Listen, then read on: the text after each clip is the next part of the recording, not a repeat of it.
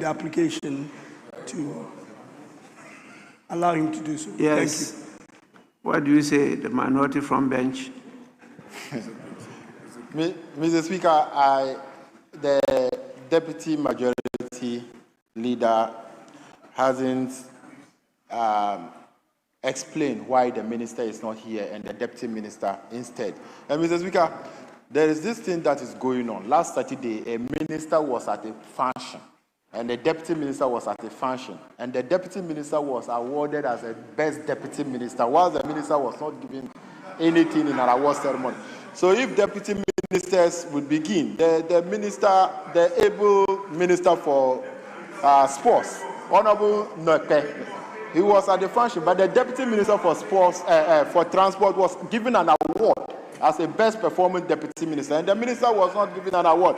So if the deputy minister, my classmate Don Dumelo, is given the opportunity to ask or answer these questions, I don't know whether he also wants to overthrow his minister. But Mr. Speaker, within our orders in Order 886, I think Order 886 give the Speaker the power to do so. Mr. Speaker, let me just refer to my standing orders in Order 886. And Order 886 reads, in the absence of the minister, member, or the head of independent constitutional body to whom a question is directed, the Speaker may permit an authorized person to respond to this question. So, Mr. Speaker, if the deputy minister can answer. But we all know that the best performing minister is the minister who is pushing your big push, the road minister. But you don't even care about the big push. You are giving award to people and giving award to MPs without talking to the Speaker. The Speaker doesn't even know the criteria in awarding his MPs. And when you continue awarding ministers and deputy ministers and not actually acknowledging those who are doing the job, Kwame Agboja, he's always in the chamber, the minister for roads, and he's always here answering questions. He's the one pushing your big push. But he could not afford 50,000 to pay for the award. He could not afford 50,000. Kwame Agboja could not afford 50,000. And Mr. Speaker, they even went to an extent to award a new MP, an award new MP. I don't know who is the best old MP is. That criteria was not awarded. So, Mr. Speaker, we don't have a problem. Don Dumelo can answer the questions and we are fine. Thank you, Mr. Speaker. Honorable member, I'm not aware of this event. Who organized it?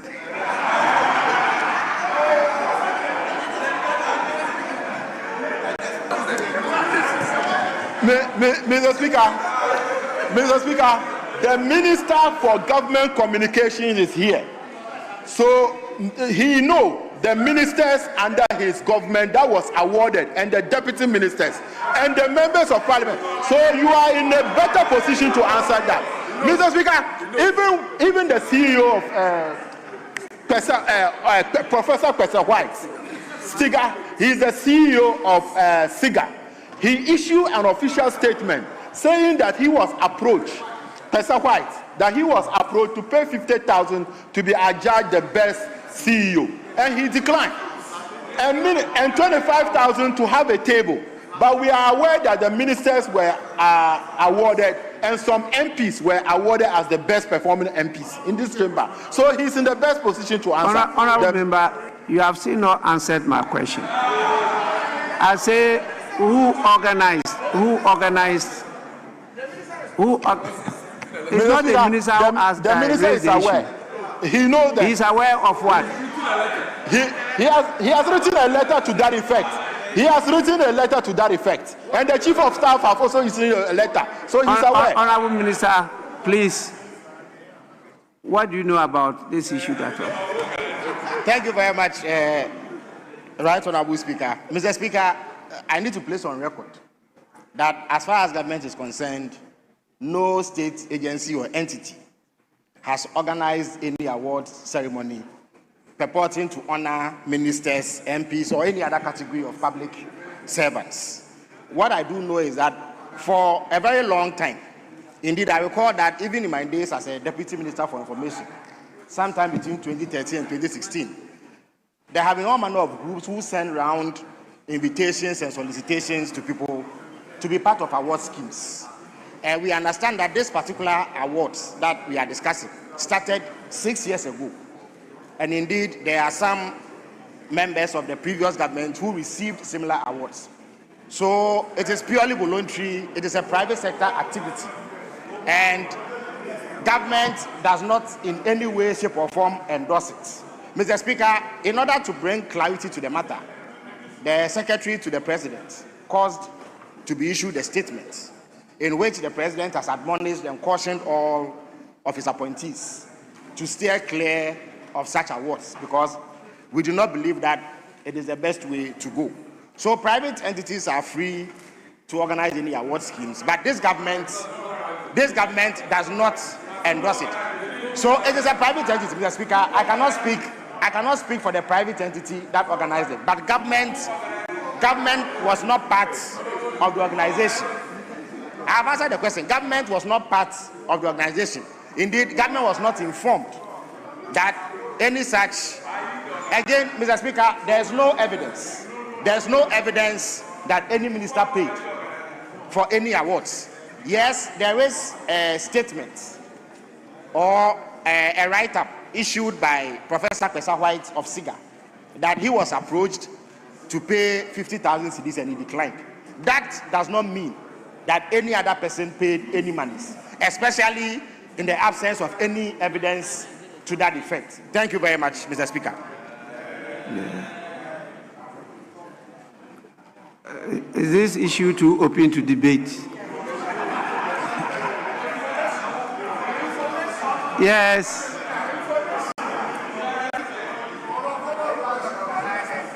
Thank you, Mr. Speaker. Because you asked who organized, yes, and the honorable member attempted to provide information, I want to provide some more information. Mr. Speaker, the information out there is that it was organized by an entity with payment from some of the award winners. The award winners and some persons who declined have gone on public record that they were approached to pay some about 30,000, some about 50,000 before they could win these awards, and that they declined. And so, Mr. Speaker, I think as the honorable member tries to provide information, he should provide a full breadth of information, that it was organized by a private entity with payment from the ministers and other persons who won these awards. Thank you, Mr. Speaker. My question has not still been answered. Who organized the awards?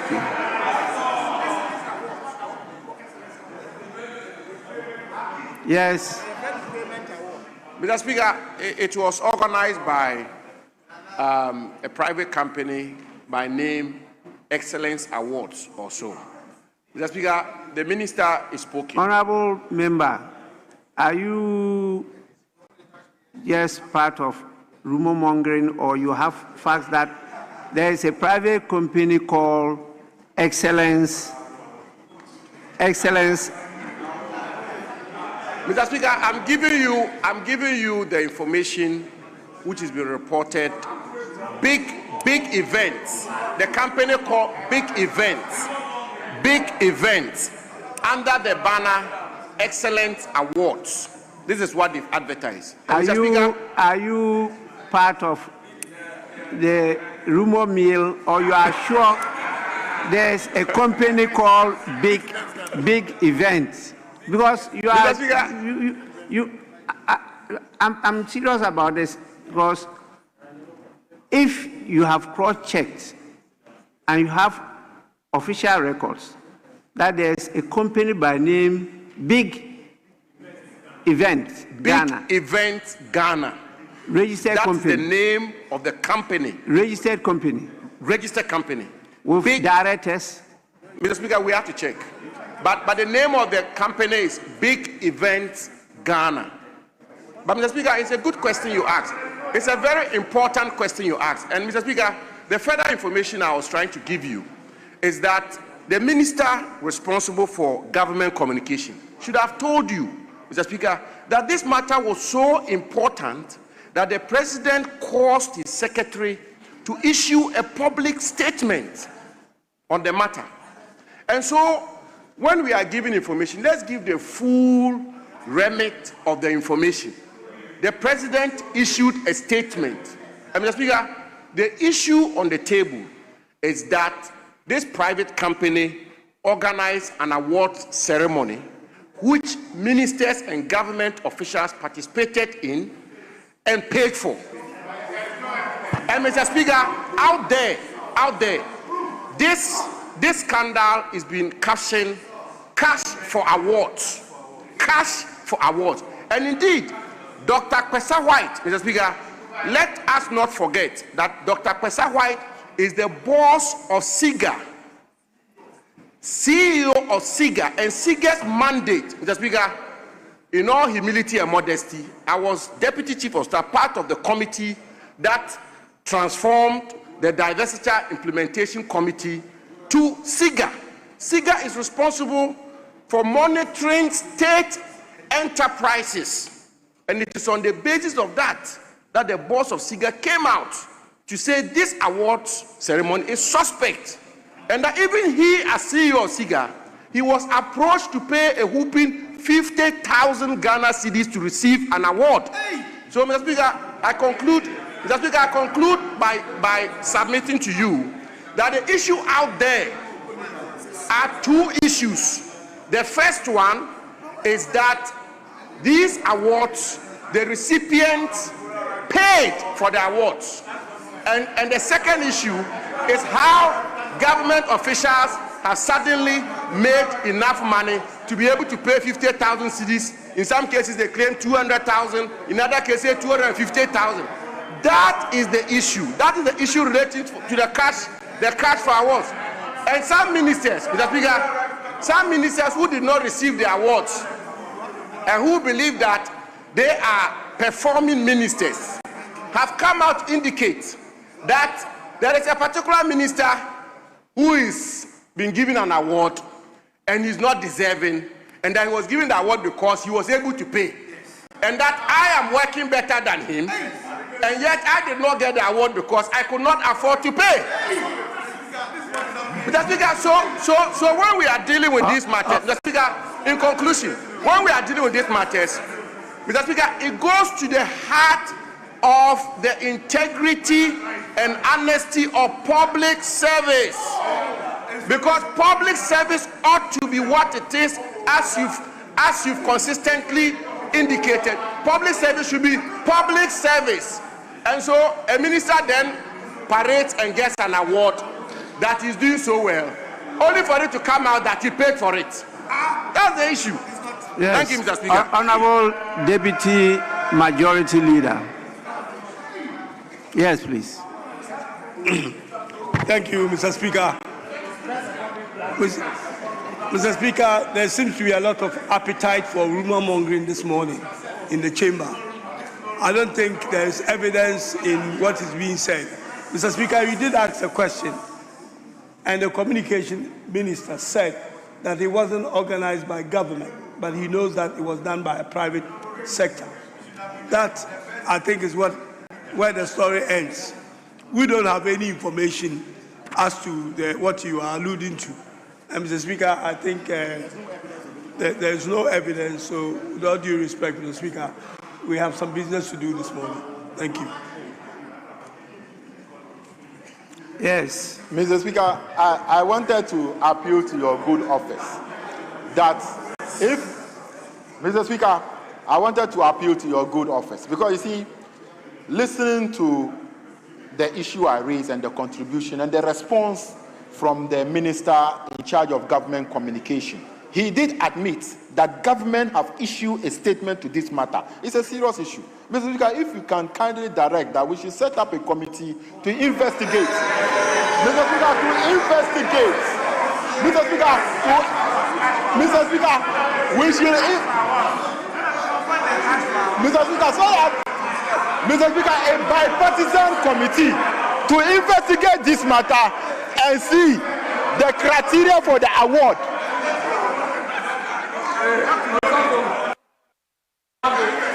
Mr. Speaker, we deserve to know the truth. We deserve to know the truth. So let's set up a committee to investigate it, see the criteria, see who have paid and who have not been able to pay, and then we can move on from there. Thank you, Mr. Speaker. Honorable members, I know you are very experienced members of Parliament, and you know what to do if you want Parliament to take action on this matter. When you come properly, we will definitely take the action. With this, we'll leave it at this stage. We expect you to come properly, and we'll take action. No country develops without integrity. It's not only applied to politicians, but to everybody in the society. So clearly something has happened. The president has raised issue about it, raised serious concern about it. And so as representatives, if we want to translate that into action, the process is there. You can follow it, and then we can delve into it. I mean, to at least nip this in the bud so that we don't continue to have such activities, such as alleged extortionary companies claiming that they know how to define quality, evaluate and assess people, and give awards, people that they don't appoint anyway. And so please, if you want this to be taken forward, do the proper thing. With this, we'll go to the next item. And as I said, the minister, I'm told, is not here.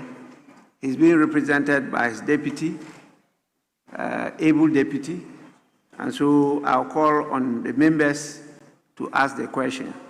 The first one, question number 781, stands in the name of Honorable Eric Edem Agbana, the Member of Parliament for K2 North. Honorable Member, you may ask the question. Thank you, Mr. Speaker. Mr. Speaker, I rise to ask the Minister for Food and Agriculture strategies being adopted by the ministry to resolve the challenge of glut, especially in rice and maize crops. Yes, Honorable Deputy Minister.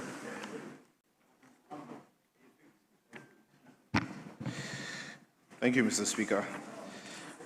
Mr. Speaker, through the dedicated efforts of the Ministry of Food and Agriculture, the country is currently experiencing a bumper harvest across several staple foods, including maize, rice, soya beans, and other starchy staples. The achievement reflects the success of ongoing agricultural interventions and the resilience of hard work of our farmers. Mr. Speaker, this success has brought with it an intended challenge. Due to the abundant produce on the market, many farmers are struggling to sell their commodities at remunerative and profitable prices. This situation poses a significant risk to farmers' livelihoods and could discourage future production if not addressed properly. Mr. Speaker, the government, through the National Buffer Stock, is tackling this glut by implementing a combination of direct purchasing, processing, storage, and strategies under the Feed Ghana program. The following are the strategies and the measures. The government directed the National Buffer Stock Company to purchase excess maize, rice, and soy from the farmers, following an initial 100 million in November 2025, and 2026 budget provided an additional 200 million for the 2026 season. The purpose of this intervention is to enable the procurement of grains, particularly maize and rice, from farmers across the country at guaranteed minimum prices. Currently, the National Buffer Stock Company has engaged approximately 45 accredited licensed buying companies which have been assigned to various grain-producing zones across the country to purchase locally produced rice and maize directly from the farmers at the approved minimum guaranteed prices. Mr. Speaker, this strategic intervention will cushion farmers against price volatility and post-harvest losses, while helping to stabilize market prices and protect farm incomes. In addition, it will strengthen the nation's food security system by ensuring availability of adequate food reserves during the emergencies, including pandemics and other unforeseen disruptions. The ministry has been able to attract strong partnerships with donor partners to support infrastructure in food systems. Key is the World Bank Group support in Food Systems Resilience Program and World Food Program active support to the National Buffer Stock Company to refurbish and procure equipment for some storage warehouses across the country. These measures, once completed, will increase storage capacity and enable NAFCO to undertake more purchases. These are the long-term measures. To create long-term solutions, the government is establishing 5 new maize factories across the country. This aim is to shift from merely storing raw grain to processing it into corn flour for local consumption and export, reducing the impact of future gluts. Mr. Speaker, schools, especially senior high schools and school feeding programs, and state institutions such as hospitals and prisons have been instructed to prioritize purchasing locally produced rice and maize to ensure a steady, high-volume market for local farmers.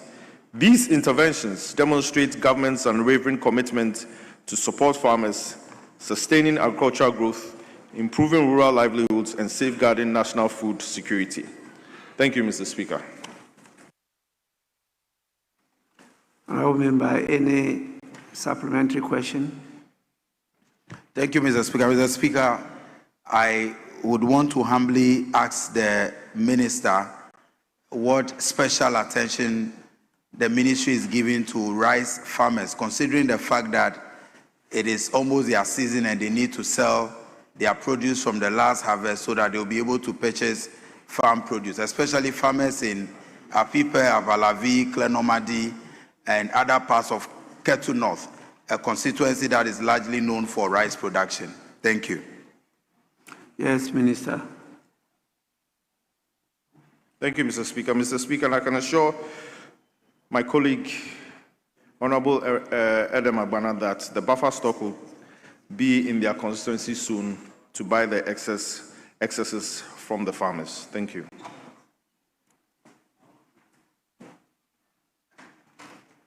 Honourable Member, any more supplementary? Mr. Speaker, thank you. That will be all for now. Thank you. Yes. Thank you very much, Right Honourable Speaker. Honourable Minister, in your answer, you mentioned that government budgeted 100 million in 2025, 200 million in 2026.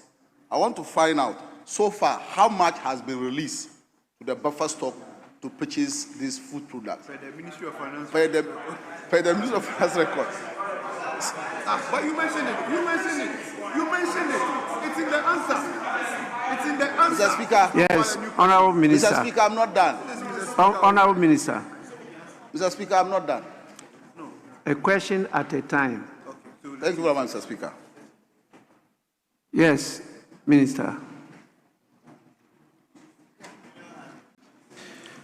Mr. Speaker, as I earlier mentioned, 100 million was allocated to the national buffer stock in November 2025 last year. And this year, 50 million out of the 200 million has been given to the national buffer stock. Thank you, Mr. Speaker. Yes. Mr. Speaker, thank you very much once again. Is that the order? Supplementary, if you are not the owner of the question. Mr. Speaker, that's why I wanted to put the question together for him to have. No, but you can't put many questions together. That's not the rule.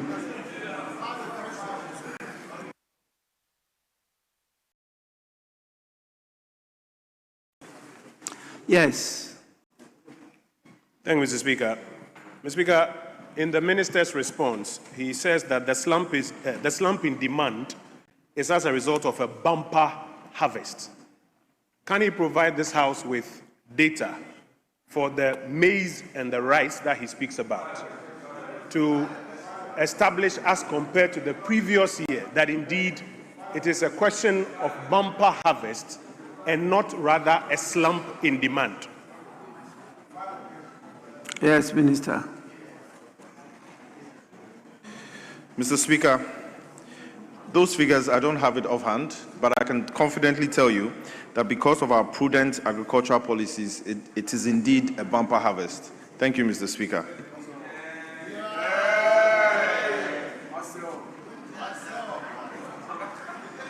Honourable members, we now move to the second question,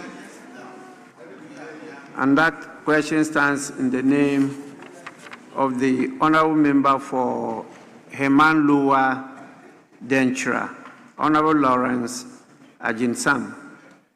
Please, you may ask your question now.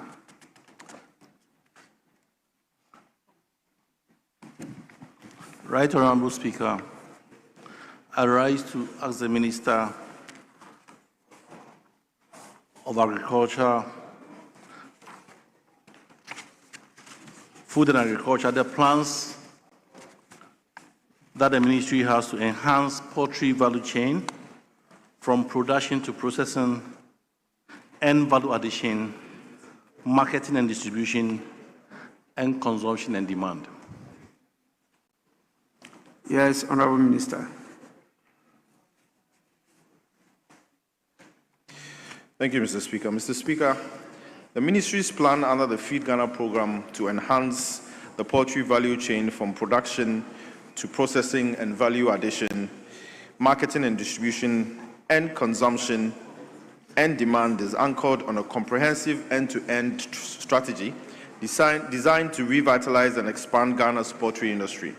This involved targeted interventions to increase production, improve efficiency, enhance value addition, strengthen market access, and stimulate domestic consumption. Mr. Speaker, under the Poultry Industry Revitalization Program, the ministry is rolling out 3 major interventions to scale up Ghana's poultry production. 1, Poultry Farm to Table project. Under this, anchor farmers and outgrower support, 50 commercial anchor farmers will be selected nationwide, and each will be supported with 80,000 beds with additional logistical and technical assistance. 2, Poultry Intensification Program under the Food Systems Resilience Program, FSRP. This intervention is supporting 500 small to medium-scale poultry farmers across all regions to scale up their operations. 3, the Nkokon Kitinkiti Initiative, Backyard Poultry for Nutrition and Livelihoods. Mr. Speaker, to enhance food security at the community level, especially amongst vulnerable groups, the ministry is implementing a backyard poultry program targeting the production of an additional 3 million birds with a strong focus on women and youth. This program was formally launched on the 12th of November 2025 by His Excellency John Dramani Mahama to facilitate the immediate mass distribution of birds to households across constituencies. Mr. Speaker, these 3 interventions together will deliver a minimum of 10 million birds into the national poultry ecosystem. When this figure is combined with the production output of private commercial poultry farmers, we anticipate a significant increase in national poultry supply within the coming months. For this reason, Mr. Speaker, the ministry is simultaneously strengthening the processing, marketing, distribution, and export pillars of the value chain to address the anticipated market glut and to ensure that farmers do not suffer post-production losses. Government is establishing a poultry processing factory in Bechem. This factory will support large-scale processing, packaging, cold chain management, and value addition to ensure that Ghanaian poultry products meet domestic and international market standards. Government is also facilitating and encouraging private individuals to participate in the various parts of poultry value chain. Mr. Speaker, additional poultry processing factories will be established in other regions to create a robust and decentralized processing and marketing network, enabling the poultry industry to absorb, expand production, reduce imports, and position Ghana as a growing hub for poultry exports within the sub-region. Mr. Speaker, these interventions collectively ensure a fully integrated poultry value chain from production to processing, value addition, marketing, and consumption, thereby advancing the government's strategic objective of making Ghana a competitive poultry nation and securing livelihoods across the entire value chain. Thank you, Mr. Speaker. Honourable Member, any supplementary question? Right, Honourable Speaker, I have a question. In the Minister's answer in terms of production, he did mention Nkoko Nkiti. I just want to know the state of the Nkoko Nkiti and how the ministry has been able to solve the perennial problem of soya bean and maize in the poultry industry. I'll take it as you've asked two questions. The first one is dealing with the Nkoko Nkete. I've been hearing much of it. I also want to learn more about it. And then the second one, you are talking about soya bean and other production. So you satisfied the standing orders. So start with the Nkoko Nkete. I don't know Nkoko Nkete. Thank you, Mr. Speaker. Mr. Speaker, so far, a little over 1.7 million beds have been distributed across the country. Ashanti, Ahafo. Meanwhile, the first deputy speaker to take the chair.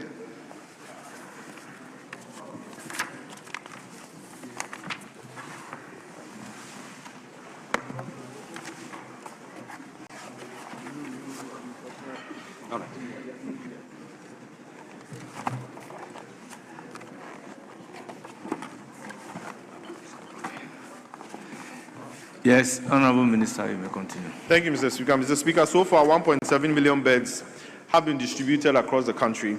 Ashanti, Ahafo, Bono East, Greater Accra, Western North, Eastern, Central, and Volta have all been served. Thank you, Mr. Speaker.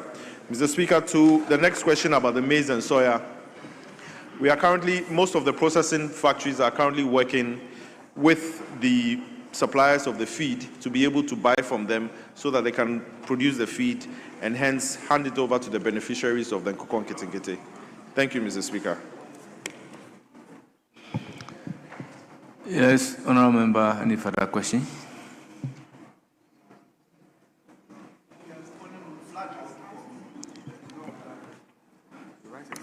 Honourable Members. Honourable Speaker, I thank the Minister for the question. Very well. In the absence of any further question on your behalf, I thank the Deputy Minister responsible for Food and Agriculture for attending upon the House and responding to questions scheduled for him. You are hereby discharged. Yes, Deputy Majority Leader. Thank you, Mr. Speaker. Mr. Speaker, I think we want to move on to the statement, item number 7 on page 3 of today's order paper.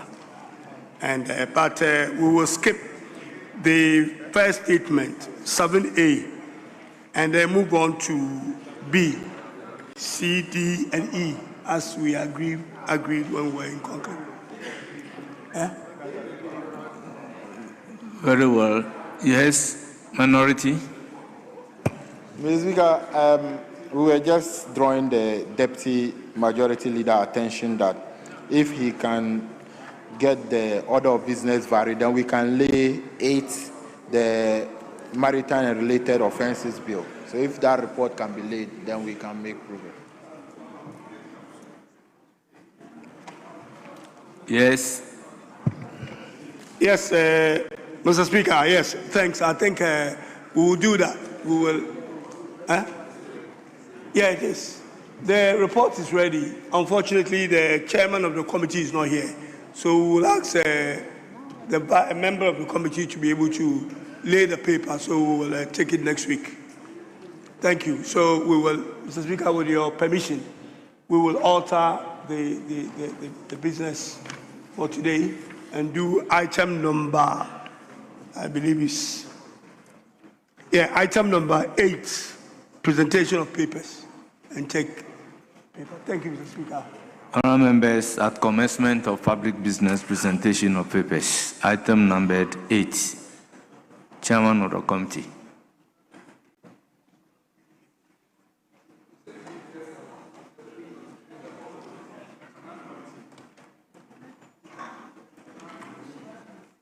Who is a member of Committee on Roads and Transportation?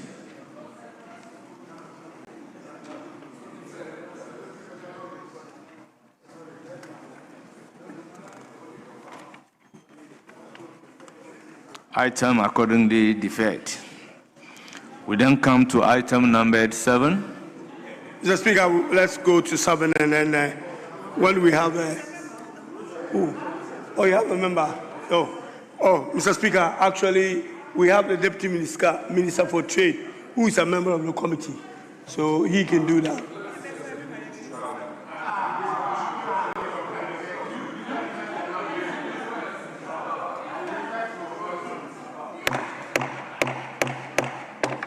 Honourable Deputy Minister, you may lay the paper. Report of the Committee on Roads and Transportation on the Maritime and Related Offences Bill 2026. Honourable members, report duly presented, and it is for distribution to the House.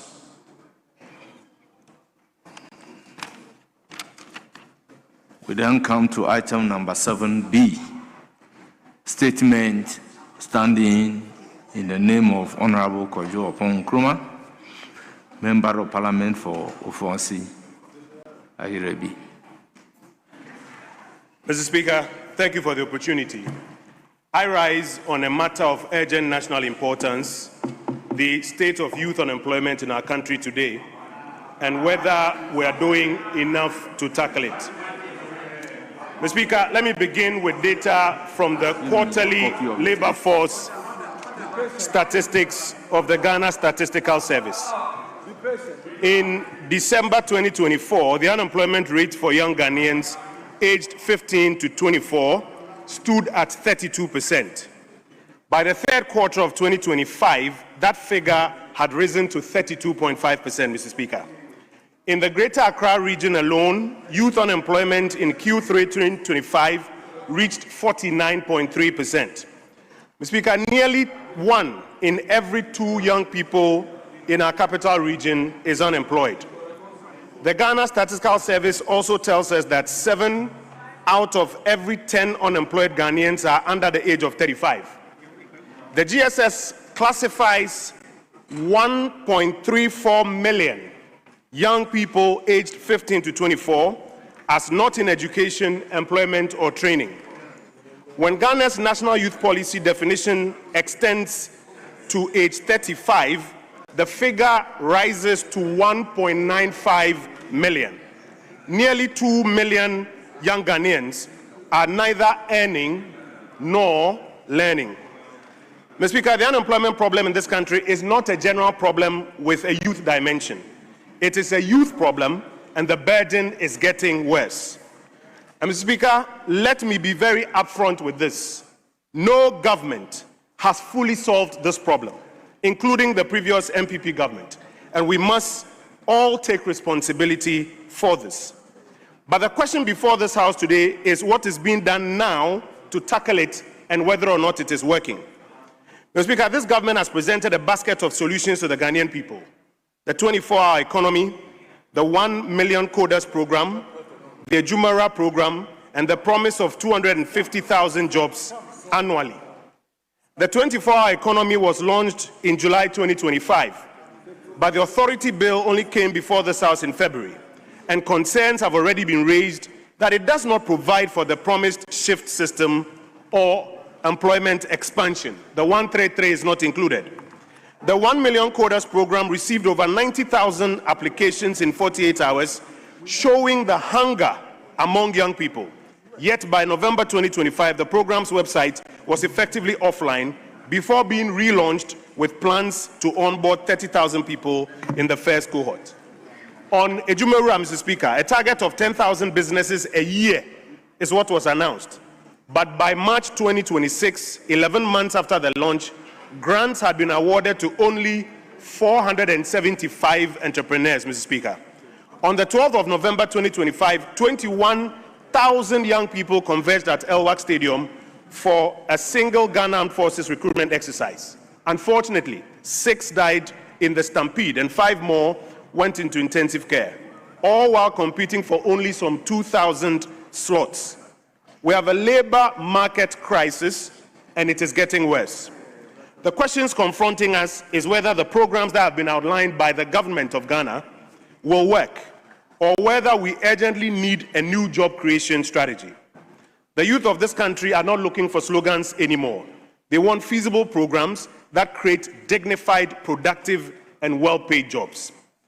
Mr. Speaker, as a House, we have a few recommendations of what we should be doing to help in this area. First, we need to anchor every job program on published delivery scorecards with clear metrics on beneficiaries, the cost of these jobs, the time to placement, and the employment retention.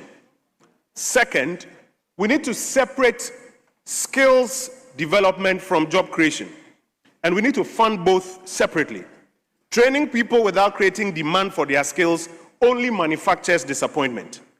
Number 3, Mr. Speaker, we have to shift the funding model from sovereign financing to private-public partnerships.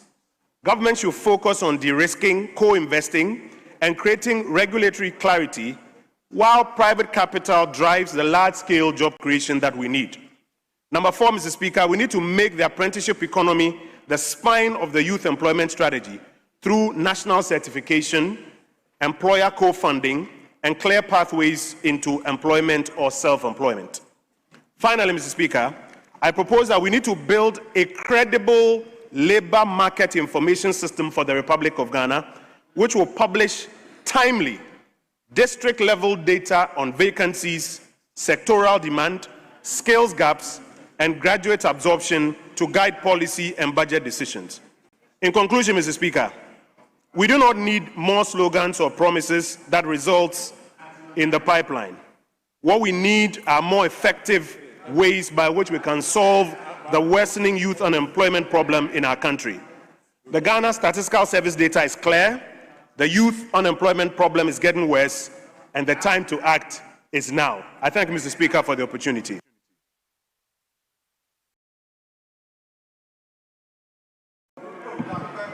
Honourable members, that is the first statement for the day.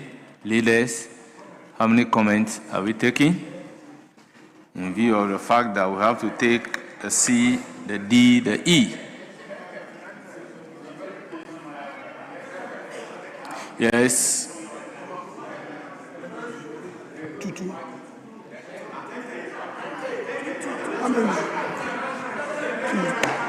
Mr. Speaker,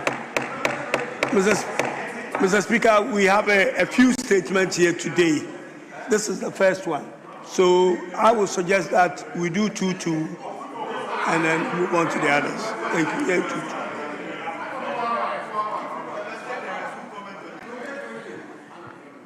Thank you, Mr. Speaker. Mr. Speaker, this is a matter of national importance. We all know that the youth bulge is an issue, a demographic problem that we have. And we believe that in our ability to make comments on this particular issue adequately will help us move forward. So I suggest that we, as many people as possible, my side is proposing 10 people on each side. Thank you. Well, we need to manage the time in view of the number of statements. Other than that, we go by the rules, the hour that the law allows us to take statement. We operate within that 1 hour and we end it. If we cannot be realistic and take as many statements as we can. If statement time is 1 hour, by 1 hour we end it. Thank you, Mr. Speaker. We can go by the rules. Then, yes. Yes. Then I would also recommend that we do 5-5, including leadership. Thank you. Yes. Mr. Speaker, we have a lot of members who want to do statements. So if that's the case, let's put all the statements together. They should read, everybody should read, then after that we can do our contributions.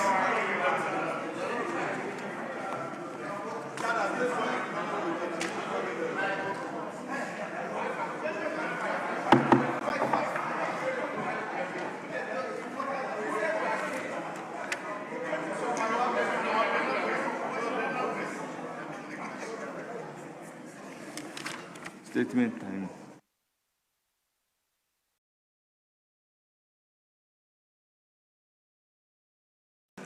Mr. Speaker. Mr. Speaker, if I catch your eye. Yes, you have Yes, the floor. I think I've agreed with my colleague on the other side that will make 4, including leadership. Thank you. Yes. Yeah, Mr. Speaker. Mr. Speaker, we have quite a number of statements to go through. This will probably mean that we may have to be reducing the numbers as we go along. So, 4-4, including leadership. We will go with the first one, and then subsequently we may have to reduce as we go along. Honorable members, I was going to apply Order 94. And Order 94 reads, time for statements. The time for statements shall ordinarily not exceed 1 hour, except that the Speaker may permit statement and comment outside the prescribed period in exceptional cases. This is what the rules says. So in the absence of disagreement, we apply the law. And we started making the statement at 3:40, and exactly 4:40, we ends. It ends. So, honourable members, it's time for comment. The rule guides us in the circumstances of this nature. Yes, Honourable Speaker, you have the floor. Thank you, Mr. Speaker. I would like to support this very important statement made by the honourable member, Honourable Kojo Oppong-Nkrumah. Indeed, employment issues are issues that I think, in my opinion, have not been given the needed attention as a state over the years. And it's one of the most important areas that such important statement we cannot actually heap scorn on them, but rather give it the needed attention that it deserves.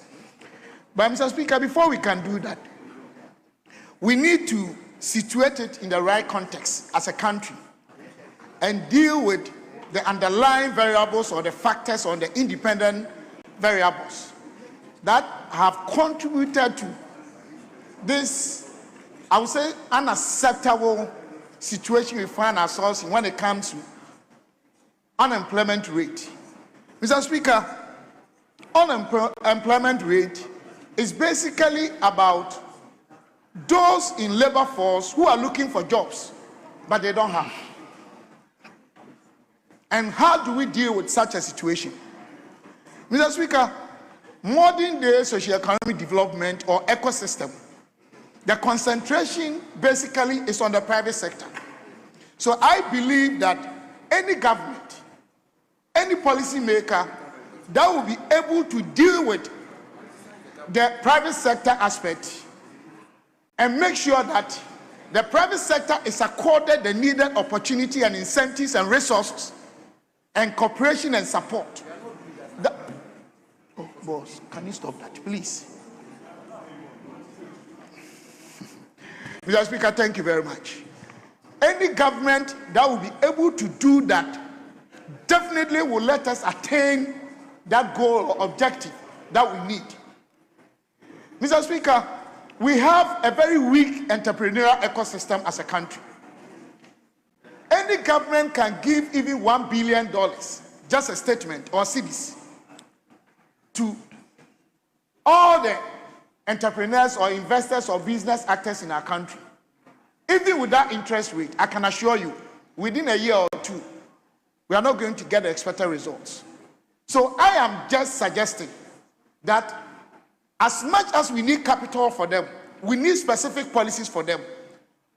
Our entrepreneurial ecosystem, which is weak as a result of weak actors in that segment, must be given the needed orientation and training.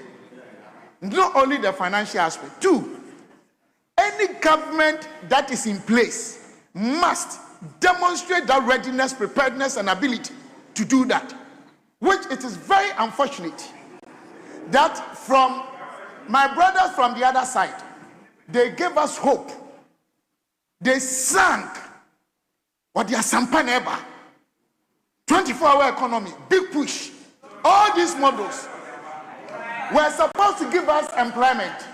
Mr. Speaker, now you ask NDC MP that, where is the big push? They say go to Kolegono. It's in the gutters. They'll push it into the gutters. Mr. Speaker, it's very, very unfortunate. Now 24-hour economy, we are not even experiencing 1-minute economy. How can we create jobs? And this comes to the point that they don't do the needed research before they give Ghanaians policies and programs and manifesto.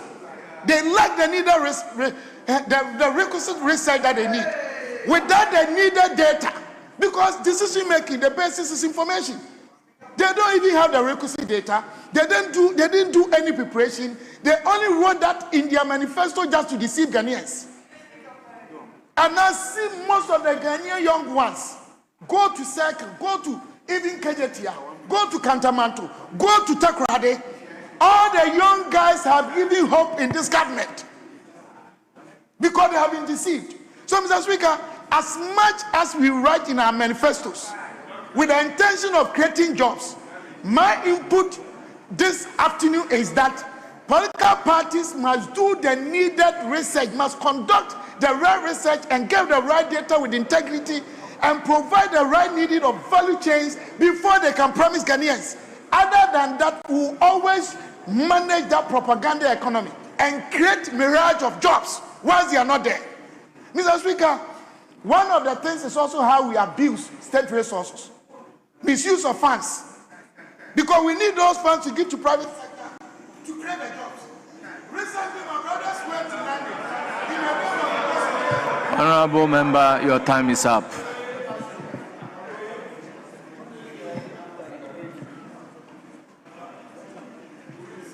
Yes, Honorable Tim Fojo.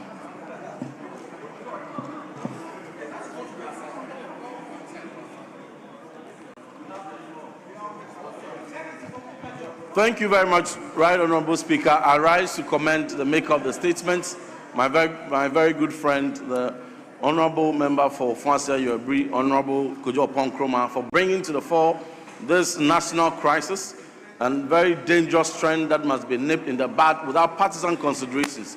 Mr. Speaker, it is very dangerous for every country, any country, who has unemployment rate of the ranges of 32%. It is very dangerous to have the youth between 15 and 24, about 2 million of them who are neither in school or who are neither in employment. That is very dangerous. That is a recipe for disaster. It is for this reason, Mr. Speaker, that Youth unemployment has become one of the biggest national security threats we have on our hands in this country. The vulnerable groups who can easily lend themselves to radicalization, to extremism, are all stemming from unemployment. And the time has come that we do not pay lip service to political promises that offered jobs to the youth when it is time for campaign, but when power is won, we sit and just do little that will solve this unemployment problems. Mr. Speaker, across the world, in 2021, the Learning Generation posited a report and indicated that if nothing changes in the way that education is done across the world, by 2030, nearly 875 million people will reach adulthood without the skills needed to thrive, without the skills that will make them productive. And that must cause us as Ghana to look at our figures one more time. We need to wake up, to rethink how education is done. We need to rethink how skills development is done. We need to be able to reshape and invest properly in skills development, TVET education, apprenticeship, and link it to financing that will ensure that some small enterprises are set up. It shouldn't just be political jargons. It shouldn't just be some political allotment that is given to political apparatchiks, but it is a national crisis. We are talking about the youth beyond NPP, NDC. We are talking about several millions of the youth who are looking forward for jobs, whether in the private sector or in the public sector. And these are people who are expecting that the energies within the private sector will be freed up so that more opportunities will be created. So if we are celebrating or touting economic or macroeconomic indicators that seem good on paper with low interest rates, exchange rate whatsoever, it should be able to translate in the expansion, commensurate expansion in the private sector, such that jobs will be created. We have a country that has a median age of 21.3. What that means is that many more, nearly half of our people are young people that are looking for jobs. And so we should move beyond just, touting textbook macroeconomic indicators into indicators that drive economic expansion, that create jobs, that ensure that even the skills that we are training are reflective of the needs on the market. And even beyond the Ghana, within the borders of Ghana, let us begin to train for skills beyond the borders of this country. We need to be able to train such that the Ghanaian youth will be able to confidently and productively compete for opportunities in Malaysia, opportunities in the West, in Americas, and in any part of the country, sitting right here in Ghana. Mr. Speaker, if we fail to do so and only reduce jobs and unemployment challenges to campaign cycles, going to promise political party apparatchiks, what will be the result is what we saw at Elwak, where 85,000 young people applied for slots that did not exceed 5,000. What we will see is the recent fracas and the recent security recruitment failure, which saw 500,000 young people already unemployed, who were milked 111 million cedis from 220 per person application, only to realize that we're only competing for 5,000 slots. So we need to be able to give hope to the young person. We must demonstrate it beyond the rhetorics, beyond the political jargons. This is the time the people in authority, the government in power must bite the bullet and must move beyond rhetorics, create jobs, expand the private sector, and ensure that we rethink our education. Let's focus more on skills. Let's focus more on funding. Let's focus more on creating entrepreneurs who themselves will create jobs that will employ our other teeming youth. Your time is up. Yes, Honorable Eric Afu. Thank you, Right Honorable Speaker, for the opportunity to contribute to the statement made by Honorable Kojo Oponkroma, MP for Ofuase Ayribi, and the ranking member for Committee on Economy and Development. Right Honorable Speaker, let me also commend him to raise this very important issue on the floor today.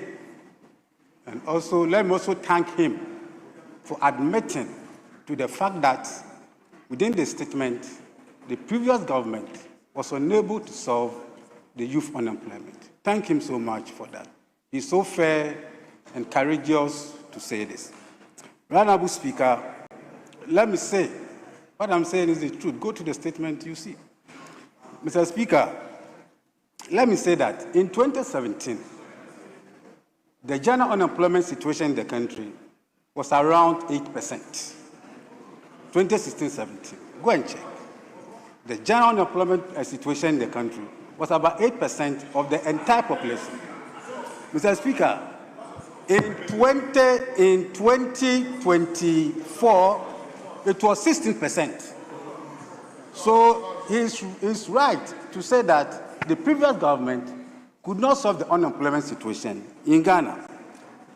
Mr. Speaker, it is true, obviously true, that in Ghana, about 400,000 youth graduate from schools every year for universities, polytechnics, and nursing training colleges, and the rest. So unemployment will be there. And to be frank with you, the government is unable to employ more than 1 million people. Government is unable to employ 1 million people per the structure of the economy. And therefore, we need to resort to the private sector. The private sector has to absorb these figures. That is why this government has introduced the 24-hour economy policy.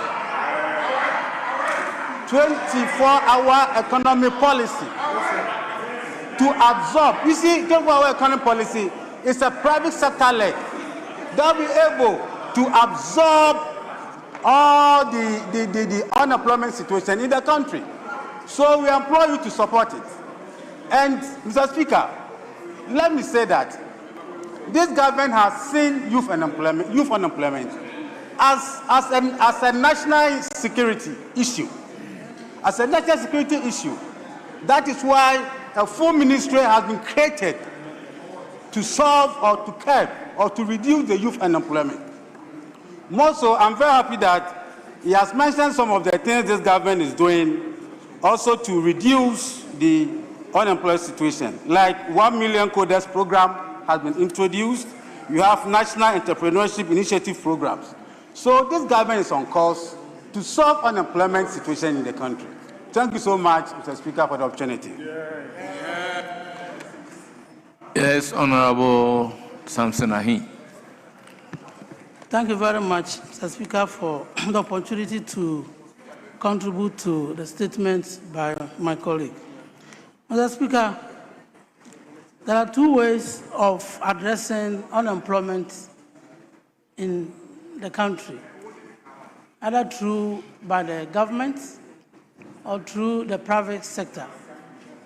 Mr. Speaker, with the private sector, if you look at the conducive economic environment that has been created by this government, it is supporting the private sector to expand their businesses and to create jobs. If you look at interest rates alone, Mr. Speaker, interest rate is now hovering around 16%, 17%, from about 26% in 2024 to 16%. What happens is that it allows businesses to be able to borrow monies and expand their business. If they expand their business, it means they are going to employ the unemployed youth in the country. So government have put measures in place. When my colleague mentioned 24-hour economy, my colleagues were shouting. If you look at the incentive package embedded in the 24-hour economy policy, where businesses are taking advantage to expand their businesses, it will tell you that this government is serious to work to resolve the unemployment situation in our country. So, Mr. Speaker, if you look at, if you have, and I'm happy that the maker of the statement alluded to the fact that the previous government didn't do much with regards to employment, youth employment in this country. Because, Mr. Speaker, for instance, now we have a lot of trained teachers who came out in 2022, they were not employed. 2023, they were not employed. 2024, they were not employed. So about 45,000 under their watch. They completed school during when they were in power. They didn't do anything about employing them.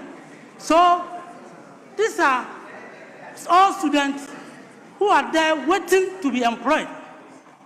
So, I mean, the issues about youth unemployment is good.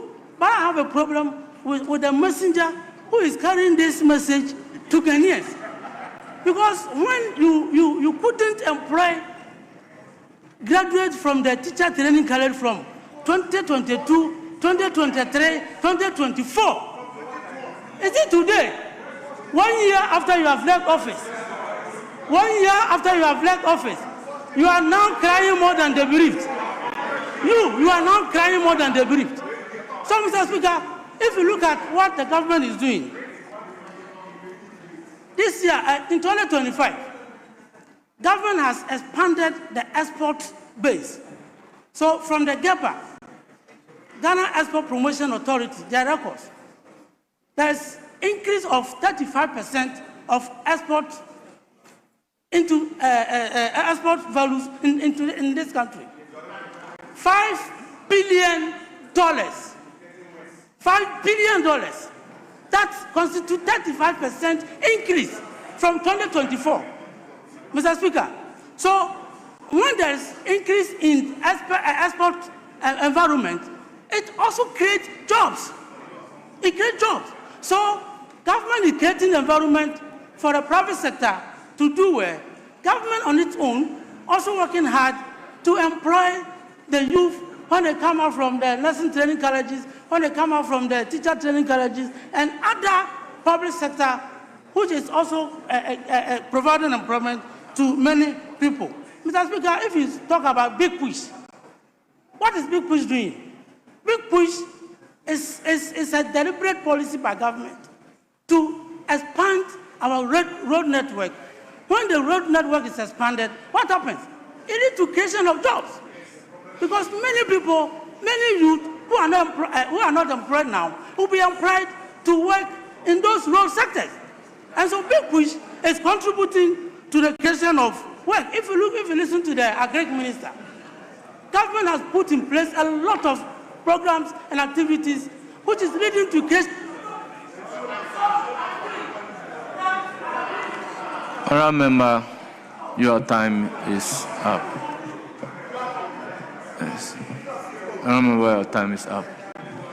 Yes, Honourable Abujinapo. Thank you very much, Right Honourable Speaker. Mr. Speaker, let me begin very quickly by thanking the always brilliant Honourable Kojo Oppong Nkrumah, MP for Fuasia Irebi, for bringing this very important matter on the floor. And Mr. Speaker, and doing it in a very dispassionate and objective manner, which is why I'm very surprised our colleagues are wrongly alluding to indicating that he claimed that the Akufo-Addo government did not do much with unemployed. He didn't say so. This is exactly what he said, and I quote, Mr. Speaker. He said, "Now, Mr. Speaker, let me be the first to say, no government has fully solved this problem, including the previous NPP government, and we must all take our share of the responsibility for that. But the question before this House today is what is being done now to tackle it, and whether or not it is working." End quote. Mr. Speaker, this is the very profound statement the Honourable Kojo Oppong Nkrumah made, and this is the question he put before this House, and that is the question I seek to answer. And that is the question that our friends have deviated from and making wrong assumptions and conclusions about what he said. Mr. Speaker, again, he went further to give a 5-point recommendations. 5 points. It's all in a statement. Obviously, my friend probably did not take his time to go through the statement. Point 1, point 2, point 3, point 5. He just did not come to this house to make a hollow statement. He gave recommendations. Mr. Speaker, the unemployment situation is gotten worse, and the Honorable Kojo Oppong-Nkrumah stated so, and that is a fact, and the data is here. If you look at the data, Mr. Speaker, quarter 4 of 2024, unemployment stood at 30.8%. Quarter 3 of 2025, unemployment is 34.4%. It's gotten worse, and that is why he's making this statement.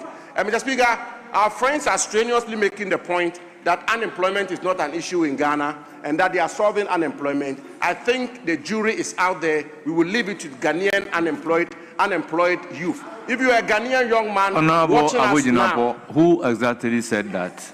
Mr. Speaker, I'm saying that our colleagues from the other side, their position, the argument they are making is that they are solving the unemployment situation in Ghana. That's the point they are making. Mr. Speaker, may I proceed?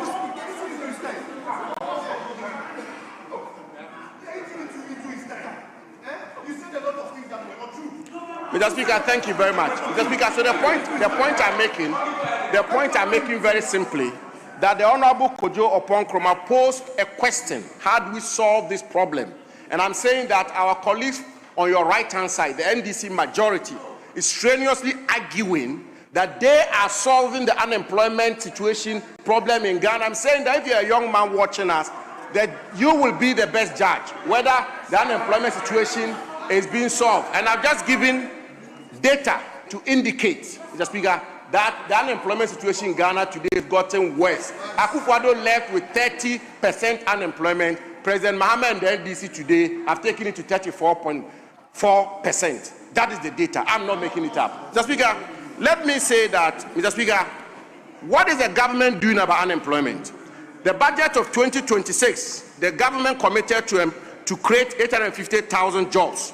They said they will create 250,000 jobs from integrated oil palm. Mr. Speaker, they said they will create 500,000 jobs from Big Push. In the integrated oil palm, in 2026, they were going to acquire land. That's all they were going to do. And then Big Push, they said they will create jobs for masons, for carpenters, and so on and so forth. All those are important. However, we are talking about youth graduate unemployment.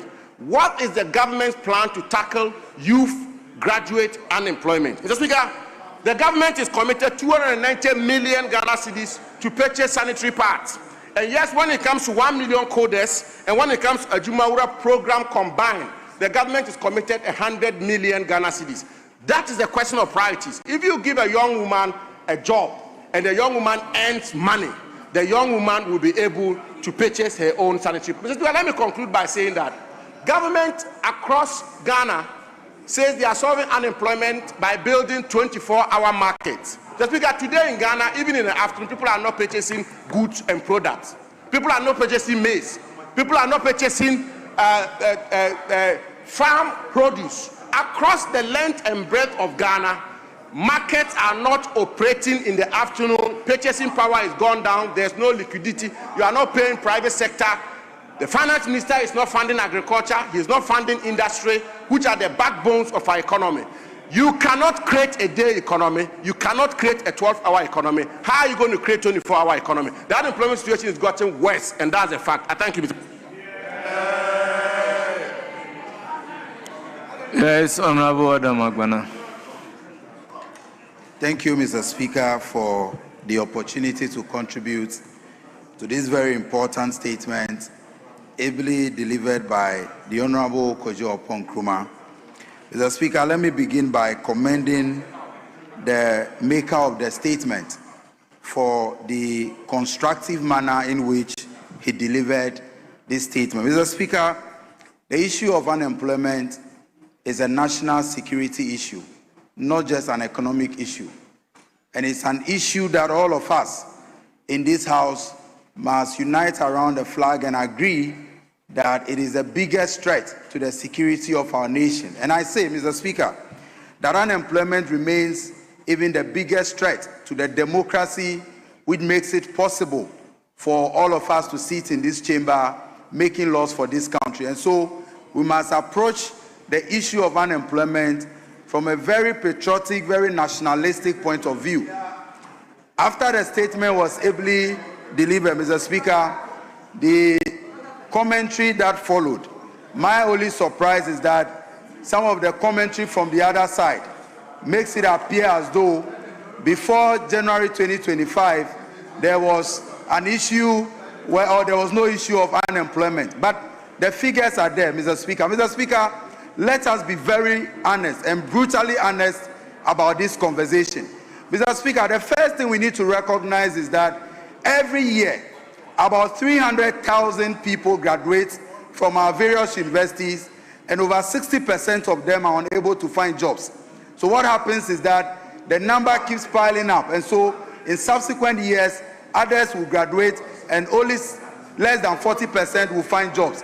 So the connectivity between education and the economy is something that has not been able to fix. Mr. Speaker, we need to fix the education to economy pipeline, and that must be fixed by industrialization. Mr. Speaker, that is the only way to go. That is why the 24-hour economy, which has become a blueprint for industrializing this country, must be embraced.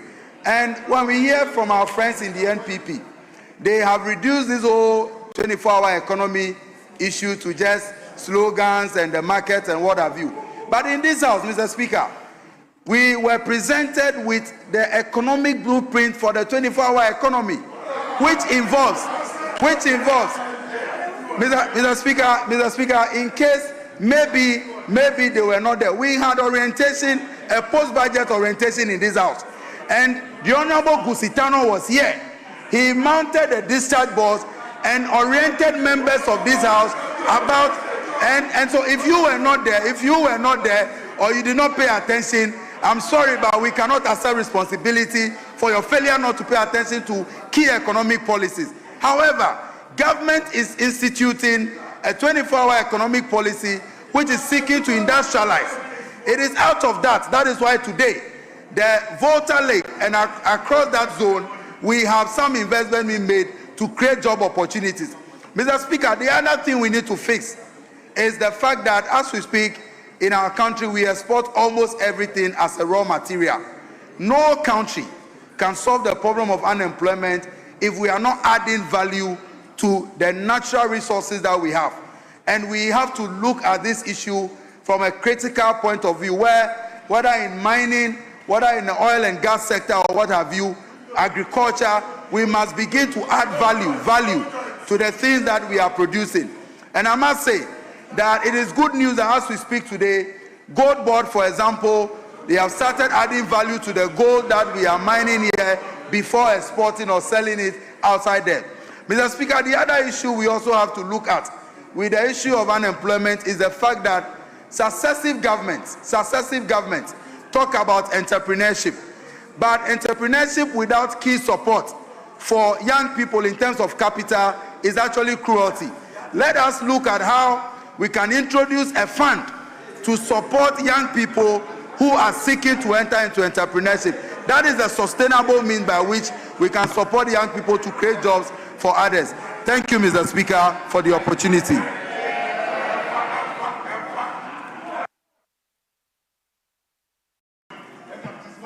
Yes, Deputy Leader. Yes, Mr. Speaker, I yield the leadership to we've done three. We've done three. Yes, you have the floor. You have the floor. Yes. Thank Mr. Speaker, I would like to commend the maker of this statement for bringing such an important issue before the House today. Mr. Speaker, the situation we face today, we've gone beyond somebody proposing an Indomie 133 economy situation. Mr. Speaker, the situation that we face today, the young people are not asking for pity. In our various constituencies today, Mr. Speaker, maybe my colleagues will try to shy away from that problem. There's a growing trend where the young people, after acquiring a degree, because there are no jobs, They are now looking forward to applying for another course to obtain another degree. They keep filing these certificates with a job deferred for a day, date, year that they cannot even tell. Again, Mr. Speaker, we were in this chamber when the NDC themselves brought this 24-hour economy thing before our very august house. We are almost into 24 months since they got into this government. And today, if you go to even the 24-hour economy secretariat, they themselves do not practice that 24-hour economy that they are talking about. Again, Mr. Speaker, another interesting phenomenon. This is a subtle introduction of unemployment tax, because as they keep acquiring the certificates and degrees with no end in sight, and somebody is telling us that we've heard these things before, we've heard these things before. Isn't it strange that, Mr. Speaker, we have a government today that they will tell you that we are launching a 1 million coders program, almost 18 months or more into their tenure. They have not even been able to onboard even 100,000 out of the 1 million. Mr. Speaker, they come and they tell us about a Jumeirah project. You ask them and they are not able to give you even figures to run with. Go to the Ministry for Youth Development. Even that ministry itself is underfunded. They themselves need a rescue and a bailout. Mr. Speaker, our colleagues should not reduce this unemployment situation, which Adam aptly put it. It is a national security matter. Because if the young people in our various constituencies cannot see any end in sight, the politicians become a target for their frustration. And so, Mr. President himself came here, whilst he was talking about 10,000 people even coming under a particular program, they were able to only boast of 475. Honorable Appointees should be commended for making such a bold statement on this floor. But we want to appeal to our colleagues. If they have run out of ideas in helping solve the unemployment situation, they should go for this statement. Mr. Speaker, we won't be intimidated. Mr. Speaker, it is clear from the ongoing that our colleagues, they need help as far as solutions are concerned. And then to make matters worse, under the Big Push program, this year, they said they were going to employ about 900,000 young people. We are in June. Mr. Speaker, even the carrying water, sun, that Concord jobs, even they haven't been able to even employ 10,000 out of it. So what are we talking about here? I believe that the solutions proposed in this statement are real and they are tested in other countries, and these are things that we can support the young people of our country when it comes to it. In conclusion, Mr. Speaker, we need a very serious debate on the issue of unemployment in our country. If you walk on the street of Accra today, Mr. Speaker, the street today in Accra is hot. Mr. Speaker, I don't know what you are hearing in your constituency, but in some of us in our constituencies, you go there, the young people approach you and they ask you, when you go to Parliament, ask Mr. Speaker to ask the President that Ejumano Ewo. Thank you, Mr. Speaker.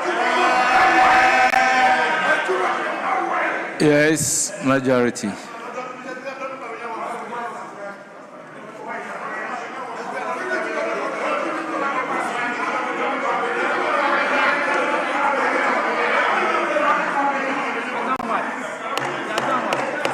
Thank you.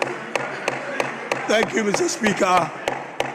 And thank you to the maker of this statement, Honorable Kojo Appointees. It's a very important statement, extremely important statement that, as it was said earlier, it's of a serious national security concern. None of us in this room is safe for as long as unemployment continues in this country. Mr. Speaker, I wish my brother had made this statement about 8 years ago, when unemployment actually started going up. Look, from 8%, we got to 16 in 2024. and my brother was actually part of the government. But as I have said earlier, it looks as if we get our best ideas. As we were told we have no ideas, we get our best ideas when we are in opposition. And I'm glad, better late than never. I will urge my honorable brother and our friends on the other side to support the government of today in dealing with this unemployment problem, which is a timing bomb for all of us. And stop playing politics with it, because when the chicken come home to roost, it will affect all of us. I'm sure I can remind you, and you know so well, what caused the Arab Spring. It is as a result of excessive unemployment that created that situation. If we continue with policies that cannot hold water, and continue that if you do things like NAPCO, at the moment as I speak to you, as chairman of GRA, we have 2,000 NAPCO people sitting there, temporary staff, which we have taken a decision. We have taken a decision to absorb them because we have realized that they are Ghanaians. We need to give them proper jobs to do and pay them proper wages. This gimmick of having NAPCO and these kind of strategies don't actually work. Now, when you come to meet an economy as disastrous as the one you left, it takes time to get things done. And that, as I said, I'm surprised that in a year or so, you have found your voices again, and now you become champion of unemployment. Mr. Speaker, all the things that His Excellency President Mahama has said, we are working on it, and progress is being made. You can mock the 24-hour economy, but eventually, that is what will bring some relief to this country. Mr. Speaker, a lot is being done. We have restored, as I said yesterday in the contribution, I said when we came to office, certain things had to be done first before you can do others. One of them was to stabilize the economy that you put in a vegetative state. We have to get the economy back. That has been done.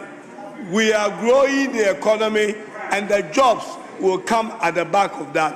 This government has been in office for 1 year and just about 5 months or 6 months. Things are being done.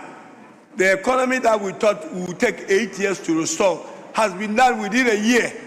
The jobs that you are shouting about, eventually, the jobs will come, and people who are looking for jobs, especially our youth, will get jobs to do. Please do not make a play of this unemployment situation, which started about 10 years ago. It's been going up and up with wrong policies. We never achieved anywhere. If your policies in the right 8 years created some better jobs in this country, we will not be talking about what you are talking about today. Let's be serious in this country. Let's get our people to work. And I thank my honorable brother that better late than never. After 8 years, he's found his voice in making what I think is one of the best statements that has been made in this chamber. Mr. Speaker, thank you very much. Honourable members, let's move to the statement numbered C at page 3 of today's other paper, standing in the name of Honourable Laurentia Jiwonu, Member of Parliament for Kwapim South.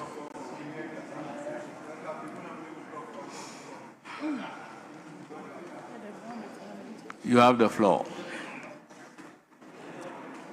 Right Honourable Speaker, thank you for the opportunity to make this statement on Ghana's participation in the 2026 FIFA World Cup, a historic tournament that marks a new chapter in global football and yet another opportunity for Ghana to showcase her sporting excellence on the world stage. Mr. Speaker, in moments like this, Ghana becomes one heartbeat, Political differences and all other divisions fade away. What? Political differences and all other divisions fade away. And for 90 minutes at a time, we are no longer NDC, NPP, or otherwise. We are simply Ghana, united behind 11 warriors on the pitch. Mr. Speaker, the 2026 FIFA World Cup is unprecedented in many ways. It is the first World Cup in history to be jointly hosted by 3 nations, namely the United Nations of America, Canada, and Mexico. It is equally the first edition of the World Cup to feature 48. Again, it's not. Sorry. Mr. Speaker, I beg your pardon. My microphone is not really strong. Mr. Speaker, the 2026 FIFA World Cup is unprecedented in many ways. It is the first World Cup in history to be jointly hosted by 3 nations, namely the United States of America, Canada, and Mexico. It is equally the first edition of the World Cup to feature 48 participating countries, expanding from the traditional 38-team format. The 2026 FIFA World Cup is the largest and most inclusive FIFA World Cup ever staged, with 104 matches to be played across the 3 host nations. Mr. Speaker, from our maiden appearance at the 2006 FIFA World Cup in Germany to our landmark quarter-final feat in South Africa in 2010, the Black Stars have demonstrated that Ghana possesses the requisite talent, resilience, and determination to compete at the highest level of world football. Mr. Speaker, our World Cup has so far been marked by the remarkable brilliance of players whose outstanding performances have brought immense national pride and elevated Ghana's flag on the global stage. Our legendary striker, Asamoah Gyan, remains the highest scoring African in FIFA World Cup history with 6 goals across 3 tournaments. Also, our iconic footballers, such as the Ayew brothers, Sule Muntari, Kevin Prince Boateng, John Mensah, John Painto, and several other distinguished players have projected Ghana onto the global stage and continue to inspire millions worldwide. As 2026 FIFA World Cup commences today, we must recognize that football in recent times is far more than a sport. It is a global industry that creates employment, attracts investments, drives tourism, strengthens media and entertainment, and reinforces national identity. Let us proudly wear Ghana, celebrate our heritage, and promote the greatness of our nation through this World Cup. We must also emphasize that sporting success does not by chance or overnight, does not happen by chance, sorry, I beg your pardon, or overnight, but through the right investments, planning, and nurturing of talent. I firmly believe that Ghana will one day become the first African country to win the FIFA World Cup if the aforementioned measures are put in place.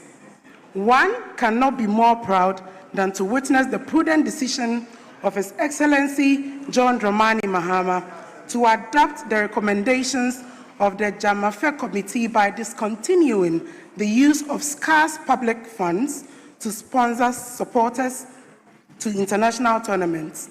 This practice previously drained millions of dollars from the public purse, resources that could have been directed towards critical national priorities, including investments within the sports sector. The decision of the government is a clear indication of its unwavering commitment to fiscal discipline, national priorities, and the national interest. Mr. Speaker, before I take my seat, it is important to emphasize that under the leadership of His Excellency John Dramani Mahama, Ghana has witnessed an unprecedented approach to national mobilization of the World Cup, particularly through the World Cup fundraising initiative, spearheaded by the Ministry of Sport and Recreation, the Ministry of Finance, and the Ghana Football Association. This initiative has fostered national unity and enabled individuals and corporate entities to make tangible contributions in support of Ghana's participation on a significant scale. For Ghana, even our celebrated musical icons, Shatta Wale and Stonebwoy, set aside their differences and embraced each other in solidarity and support of the Black Stars during the launch of the World Cup fundraising initiative. For Ghanaian fans who will be present at the 2026 Mondial in the United States of America, Canada, and Mexico, let your voices be heard in the stadia. Let our players feel your presence through the ever-captivating drama, and let your energy and encouragement motivate them to deliver their very best for Mother Ghana. As the tournament unfolds, let us stand firmly behind the Black Stars. Let us raise the Ghanaian jersey and the Ghanaian flag high for all the world to see. Above all, may they bring honor and glory to the Republic of Ghana. I thank you, Mr. Speaker, for the opportunity. Honourable members, that is our second statement for today. And again, I'll ask how many comments are we taking? Yes, Deputy Majority Leader. Thank you, Mr. Speaker. Mr. Speaker, we prayed earlier on that when we do the 4-4 for the first one, we'll begin to scale down on the number so that we can catch up on time. So for this one, 2-2, and then leadership. So that will be 2-2 plus leadership is 3-3. Very well. So we can get to the others. Minority. Okay. We are okay. Very well. Yes, you have the floor. Thank you, Mr. Speaker. Thank you for giving me the opportunity to contribute to the statement made by Honorable Laurentia and also as a member of the Sports Committee. Mr. Speaker, this is our 5th World Cup appearance, and as stated by the maker of the statement, Ghanaians and World Cup have special bond. To us, it is more than football. It is a pride, unity, and a Black Star energy. Mr. Speaker, Ghana made its first appearance in 2006 with a remarkable success by reaching the quarterfinal. Let me use this opportunity to commend His Excellency, the ex-President John Ajekun Kufuor, for having a faith in them by putting in more resources for us to get to that remarkable success. Mr. Speaker, today marks the beginning of the World Cup, and it's very sad when we went out there. You don't see the enthusiasm and the energy that comes with the World Cup tournament. Mr. Speaker, all this as a result of meaningful Ghanaians who want to genuinely support the Black Star with their own resources have been denied visas. And this one has brought to this sadness or situations happening this time. Mr. Speaker, with all this, I will also add my voice to entreat Ghanaians, irrespective of all these unhappy situations, to wear their Black Star jerseys, go out there and support them. And I know they will feel the spirit wherever they are. So, Mr. Speaker, with these few words, I will conclude and say, go high, Black Star. Thank you for giving me this opportunity.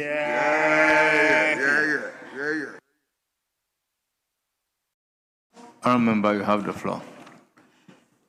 Thank you, Mr. Speaker, for the opportunity to comment on the statement by the Honourable Member of Akuapem South. Indeed, Mr. Speaker, I rise with profound honor and excitement to rally Ghanaians to support Black Stars in this very important endeavor. Football unites the nation beyond politics beyond ethnicity, and beyond social status. That is why, at this very important moment, we all need to rally behind the Black Stars. Mr. Speaker, anytime the Black Stars takes to the field, they carry not only the hopes of millions of Ghanaians, but they carry the aspirations of the entire nation that is determined to excel at the global stage. Mr. Speaker, as we prepare for our opening game against Panama on Wednesday night, may I take this opportunity to reflect on the enormous importance of opening matches at the World Cup level.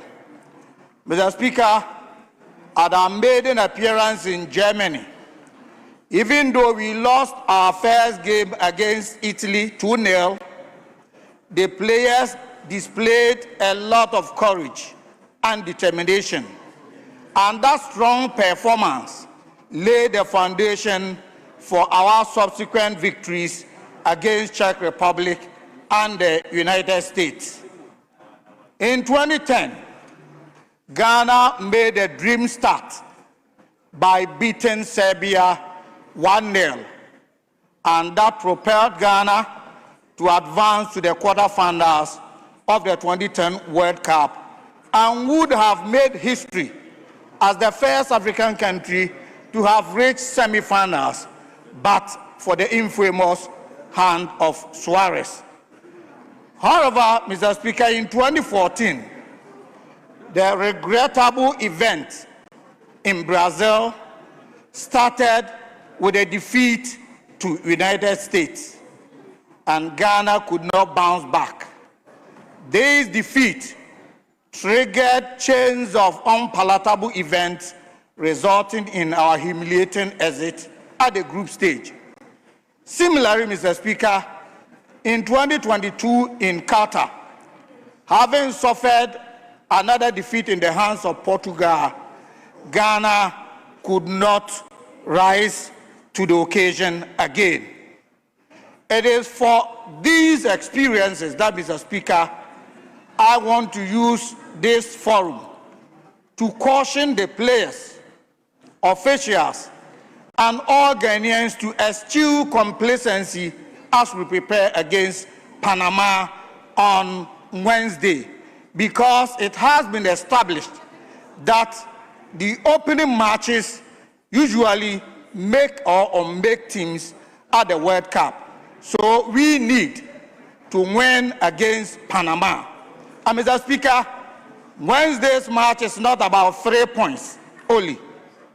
It is about laying a very strong foundation to motivate the players to go into the game against England and Croatia. Mr. Speaker, Ghana finds itself in a very difficult group where we have England, that has been named as one of the favorites.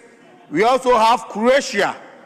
And in 2018, Croatia reached finals at the World Cup in Russia. 2023 in Qatar, third place, they reached semi-finals. So this clearly is a very strong team. Even though the team is aging, we cannot underestimate the influence of the likes of Modric, Perisic, and Kramaric in the team. Again, Panama may not be on the same pedestal as England and Croatia. But, Mr. Speaker, they have proven to be a very resilient and tactically disciplined side. Their recent friendlies, they beat Dominican Republic 4-2 and drew with Bosnia-Herzegovina 1-1. So, Mr. Speaker, we are in a very difficult group. We may have our individual differences and individual opinions about call-ups and... I remember your time is up. Yes, Honorable Samioku. Mr. Speaker, let me commend my neighbor, the maker of the statement, Ekrapim South. Mr. Speaker, football is the passion of the nation. It was our hope and belief that as prosperity was trickling down, and just as my sister was calling for a bipartisan nationalistic approach to the support, at least the slots would have been shared in a bipartisan way and a nationalistic way so that we can all be cheering and chanting and supporting our Black Stars. So, Speaker, that notwithstanding, it is our hope and prayer that our colleagues from the other side who got the opportunity to get their constituents to go witness the World Cup in Canada, Mexico, and the United States, they will also do justice and make us proud by presenting themselves in a nationalistic way, by wearing Ghana and being proud of Ghana. The Speaker, just as my good sister and Member of Parliament for Akuapem South stated, football comes with its own economic activities. Whereas we also understand the fact that we are not in normal times, I would like to also use this platform to also encourage the players to show discipline on the field and also make the entire nation proud. As for the mood of the nation, it is down because of the economic situation we find ourselves in. However, we hope that the football can at least bring us some joy and at least also lift us from the sad mood that we find ourselves in as a nation in distress and enjoy the beautiful game called soccer and football. So, Speaker, I also would like to use this platform to also urge the young people who will also be watching the various matches at the various centers. They also have to also be cautious about the activities that they also engage in and be disciplined enough. For many young people who enjoy watching football, it also comes with alcohol. And Mr. Speaker, let nobody pretend that even the hooliganism and vandalism that comes with sports at some centers, at the heart of it is also alcohol. And also those who will be sponsoring many of these event centers and organizing these watch parties. We also want to encourage them that whereas they invest in helping us to enjoy the soccer, they must also ensure that people who are also watching these games are properly protected and are also not drinking excessively. And also to our colleagues on the other side, this is not an NDC World Cup, it is Ghana World Cup. And so any attempt to also make it look like it's an NDC World Cup should also not be encouraged. We are supporting each other to make sure that the national team will make us proud. Thank you, Mr. Speaker, and once again, let me commend the maker of the statement. Thank you very much. Yes, you have the floor. Thank you very much. Right Honorable Speaker. Honorable Speaker, this is a house of record. Mr. Speaker, this is a house of record. And I want you to go on record that no NDC member of parliament has been given any slots to take to our constituency. Please, nobody has been given any slots. You can't just peddle falsehood without providing any evidence to that effect. You can't rise up in this house and peddle falsehood without providing any evidence. Mr. Speaker, I think that you need to issue an order for that falsehood to be withdrawn from a statement. Let me continue, Mr. Speaker, by commending Ghana and the Ghana Black Stars for qualifying to the World Cup. Mr. Speaker, if you recall when we were playing the qualifiers, the Black Stars couldn't even qualify to the Africa Cup of Nations.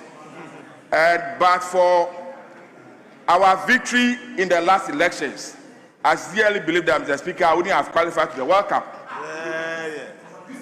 There's no way we would have qualified because we couldn't qualify. It was the same time that we were playing the qualifiers for the World Cup that we were playing qualifiers for the Africa Cup of Nations.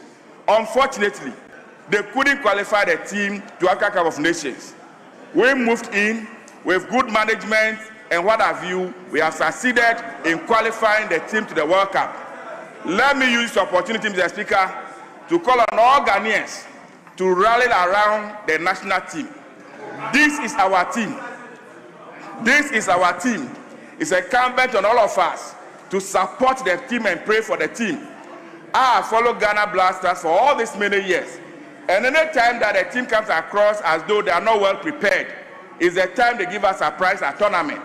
I am very, very confident that this team that we have, and the management team that we have, and the Minister of Sports that we have, and the support of government and president, and the prayers of Ghanaians, this team is going to go far in the tournament. This team is going to go far in the tournament. Those who are praying and wishing that to return home as early as possible, they will be disappointed, Mr. Speaker. They will be disappointed, Mr. Speaker. The team will travel far in the tournament. Mr. Speaker,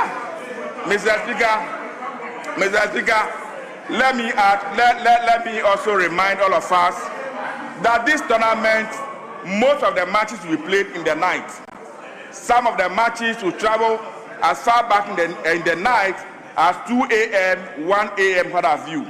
And so I want to encourage our people, those who may want to watch the matches outside of their homes, to take precaution.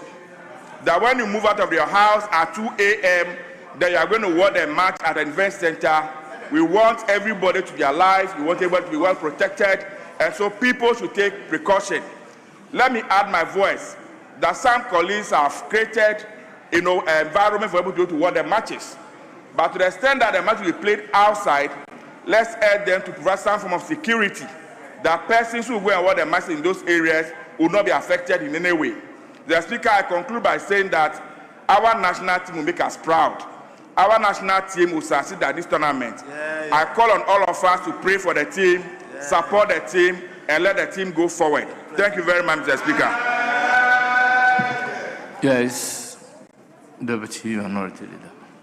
Thank you, Mr. Speaker. And I'd like to commend the maker of the statement for reminding us that we as a nation have a task ahead of us. And I'm grateful for the opportunity to contribute to the statement on the Ghana's participation in 2026 FIFA World Cup.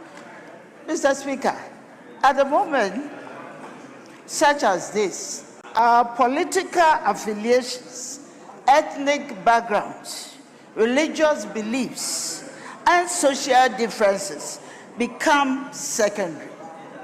I'm surprised that our brother, the last speaker, was making an indication that it is our wish, members on our side, it is our wish that we fail. As members of this parliament. That wasn't what he said. Yes, it's very secondary. And Mr. Speaker, the 2026 FIFA World Cup presents a historic opportunity.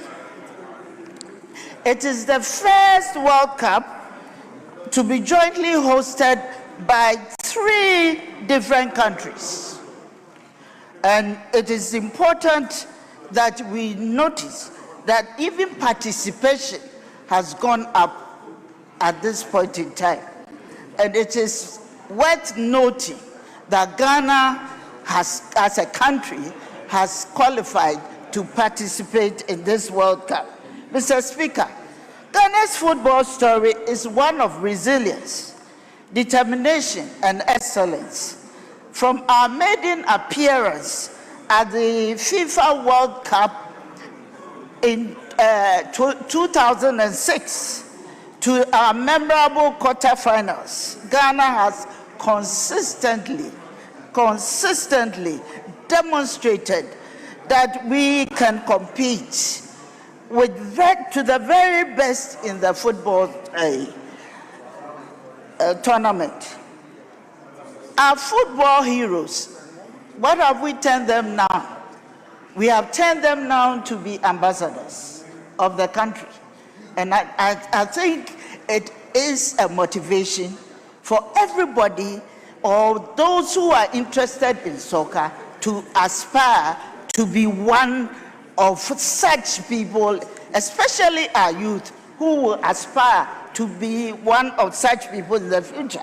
Mr. Speaker, while we celebrate the success of our national team, we must also acknowledge that the football is much more than just sporting activity.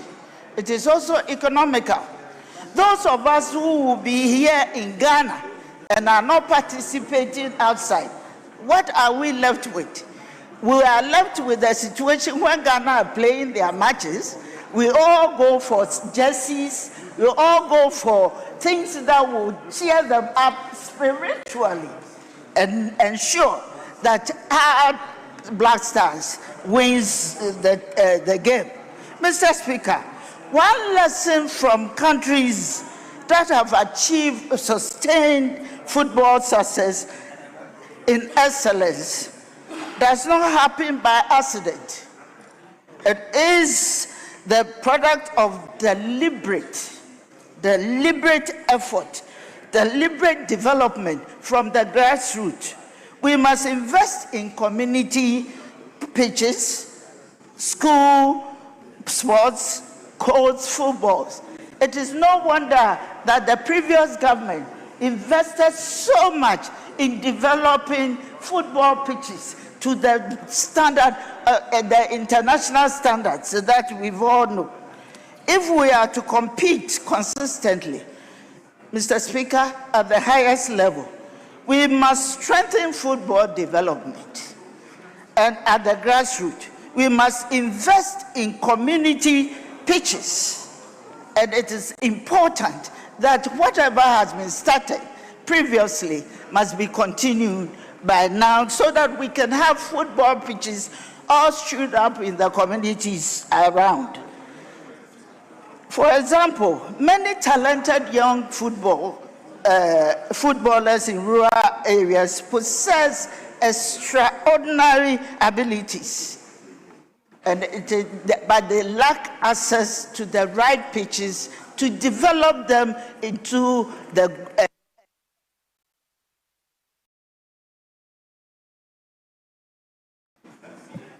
Thank you very much. Yes, Deputy Majority Leader. Thank you, Mr. Speaker. Mr. Speaker, I would like to add my voice to this able statement made by my sister, the MP for Equapim South. Mr. Speaker, football unites the world. Football unites nations. Football unites towns. Football unites families. Mr. Speaker, I hope that on this occasion, where we've had the opportunity again for the Ghana Black Stars to represent us in the World Cup, we will all come together as a nation, as a family, to support our Black Stars.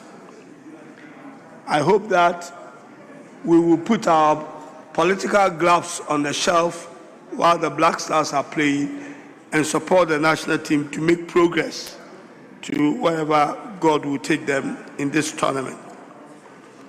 Mr. Speaker, it's unfortunate that maybe not many people will be able to go from here, Ghana, to the United States, Canada, and Mexico to watch the games.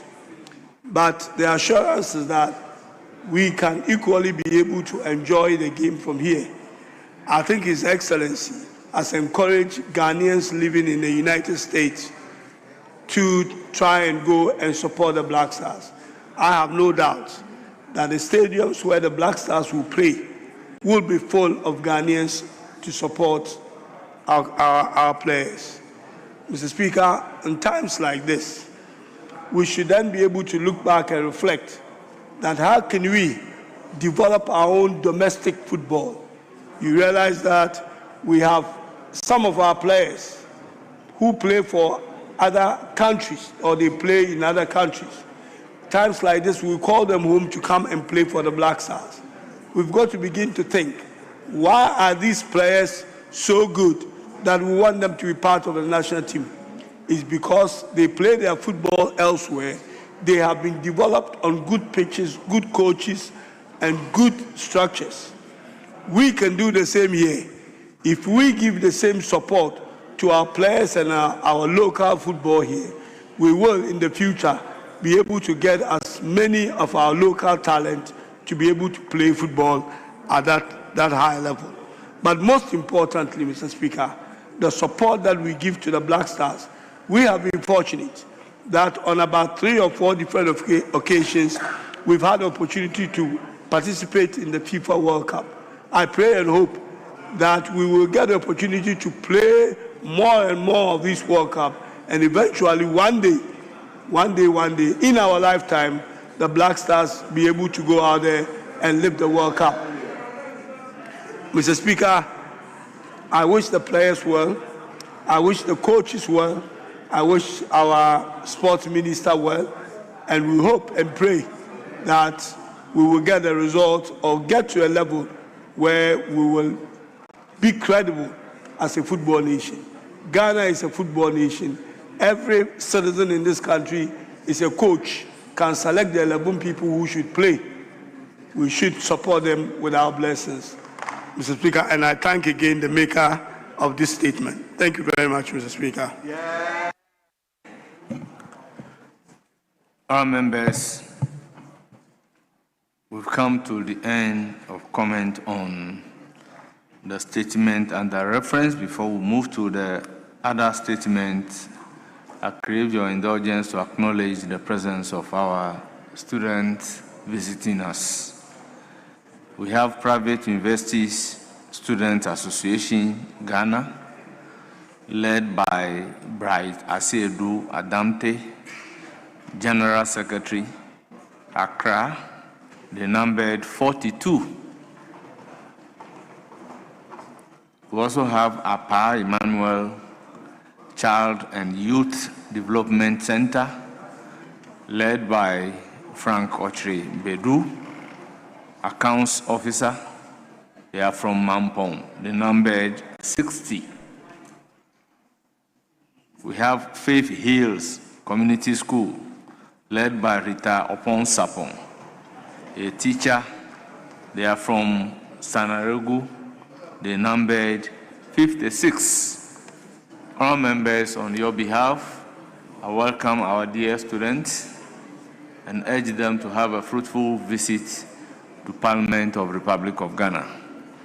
Now we move to the third and fourth statement, which is on same subject matter, child abuse. The statement number D, standing in the name of Honorable Hajia Zuera Mohammed Ibrahim, Member of Parliament for Salaga South.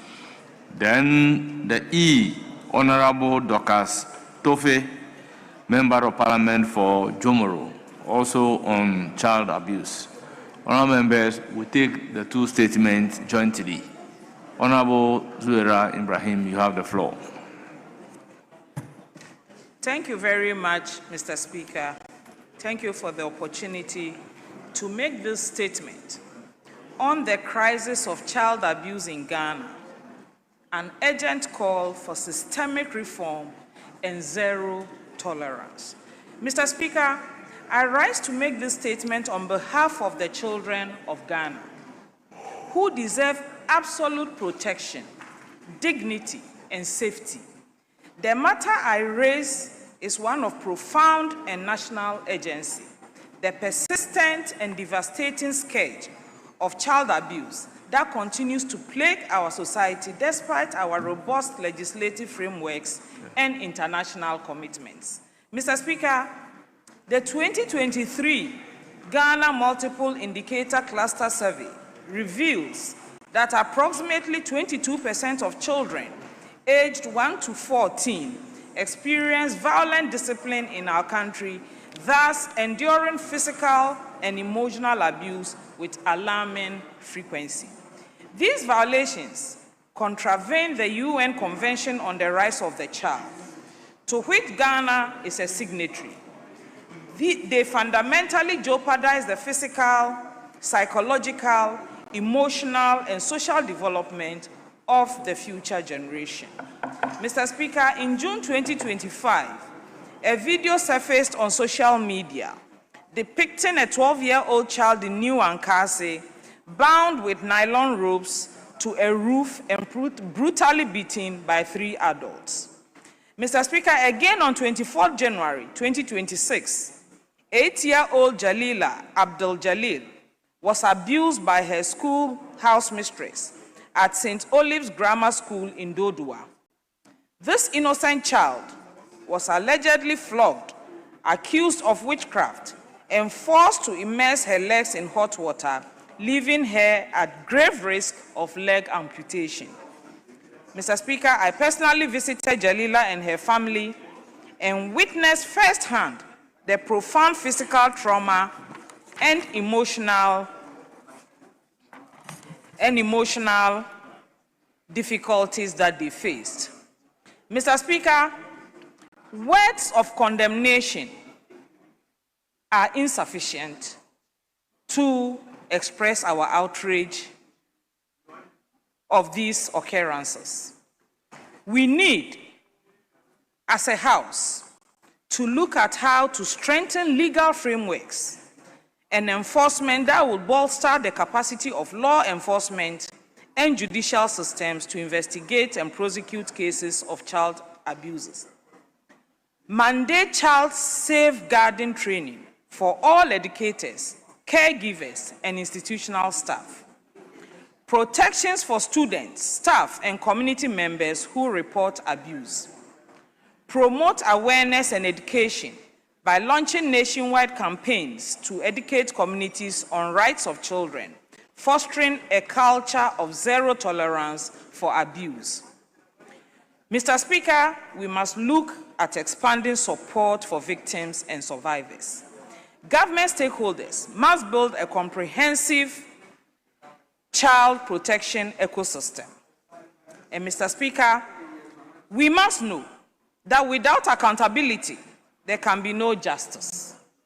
And without justice, there can be no deterrent. The prosecutions in all cases of child abuse must proceed with the full weight of the law. We must ask why our child protection systems fail to prevent abuses, why victims and their families struggle to access support. And we must answer these questions with concrete reforms and consequences for institutional failures. Deterrence, Mr. Speaker, requires visible and consistent consequences. Let's create an environment where harming a child is too risky for the offender. Mr. Speaker, another incident of child abuse happened at Trinity Methodist Preparatory School in Eja in the Central Region. 2 young siblings, a 10-year-old boy in class 4 and his 8-year-old sibling in class 2, were subjected to severe punishment by their teacher, identified as Sir Ebenezer. According to their father, Mr. Moses Barnabas, the teacher administered 40 strokes of the cane to the elder child and 20 strokes to the younger, as punishment for sitting on chairs arranged for a school program. Mr. Barnabas found them crying with reddened stripes across their backs and arms. His complaints were met with unsatisfactory responses, compelling him to report the matter to the police. And he said, and I quote, Mr. Speaker, "I took my children to school to be educated, not to be abused in this manner," unquote. Mr. Speaker, in May this year, there was another incident of child abuse at North Legon, where a child was tied to a motorbike and dragged on the road. The intervention of a good Samaritan saved this child. Mr. Speaker, I want to use this opportunity to commend the Honorable Minister for Gender, Children and Social Protection, Honorable Dr. Agnes Namumulati, who led a team from her office to visit the child. Mr. Speaker, despite Ghana's comprehensive legislative framework, the Children's Act 1998, Act 560, the Domestic Violence Act 2007, Act 732, child abuse remains pervasive, and we must tackle the regulatory vacuum that allows child abuse to occur in licensed and unlicensed schools. Mr. Speaker, I want to join all my colleague MPs to condemn the barbaric acts of child abuse. The children of Ghana are not statistics in a survey. They are human beings with dreams, potential, and an inherent right to safety and dignity. Jalila, the 12-year-old child from New Ankasi, and the 2 young boys from Eja deserve better. Every child in Ghana deserves better. Mr. Speaker, at the core of my calling to serve is to champion the rights of women. And we have to create a Ghana where no child suffers the horrors that Jalila and the other children and countless others have endured. The time for excuses has passed. The time for action is now. I thank you very much, Mr. Speaker, for the opportunity, and I call on this House to join me in this critical mission. Thank you very much, Mr. Speaker. Thank you. Honourable members, it's now time for comment, and as usual, how many comments are we taking?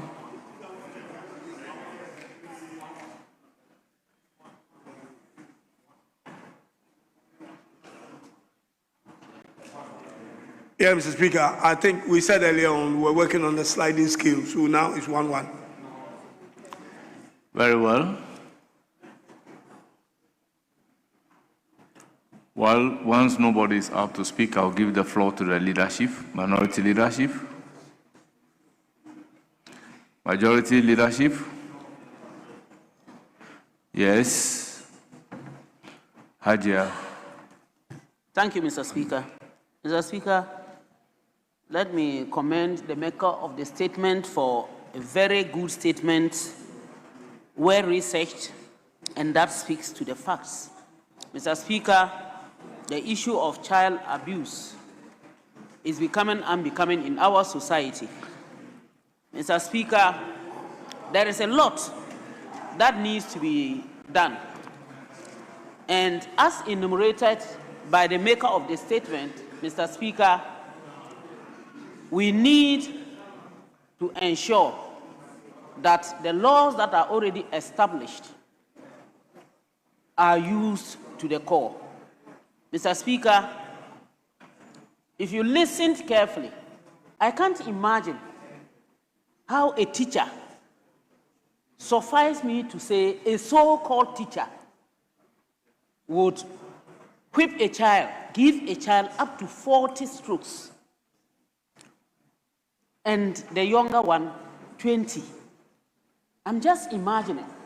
Because these are children, their bones are even so fragile, you can hurt them internally without knowing. Mr. Speaker, sitting on a chair, chairs that you have arranged for a program. Why the program? Is it not for the school? Is it not for the children? Are the children not part of your interest group in having that program? That you have no way of talking to these children, but I don't know what word to even use for this. Mr. Speaker, such a teacher should not be forgiven. He is not a teacher. If it's a he or a she, that person is not a teacher. It's not worth that sort. Mr. Speaker, this notwithstanding, my pain is that when these incidences occur and they are arrested, eventually we do not hear the outcome. We don't know what happens. So at the end of the day, we are like a talk shop. We talk and we don't know what action has been taken or whether the victims are actually properly catered for, because some of them even need to be given some counseling so that they can overcome the trauma. Mr. Speaker, I recall that little boy of 12 years who was hung to the rope, beaten seriously, and an elderly man I saw using some liquid, which eventually I learned was pepper, to smear into the wounds, the cracks of the whip on the child's body. Although I followed to a certain stage and learned that the perpetrators were arrested, I do not know how much imprisonment they were given. Mr. Speaker, I will not want to end without also cautioning us. Some of us in the villages, or with the perception that our children can go and stay with our relatives, we give our relatives or our children to our relatives, and they go and maltreat them. Mr. Speaker, the last one that I heard was in Accra here, and I think it's either Nima or Medina, where a lady had the impudence to roast a ladle, a cooking ladle, the spoon that we used, roast it properly and insert it into the bits of a girl. And she calls herself a woman, a mother for that matter. I learned they were running everywhere and pleading with the parents. They do not even know the repercussions, because this could lead to the child, when she grows, never ever having children. Mr. Speaker, we need to take this seriously, and I wish that we relook at our laws and ensure that justice is done when these offenses are meted on these young ones. I thank you, Mr. Speaker, and let me thank the maker of the statement again for the statement. Thank you.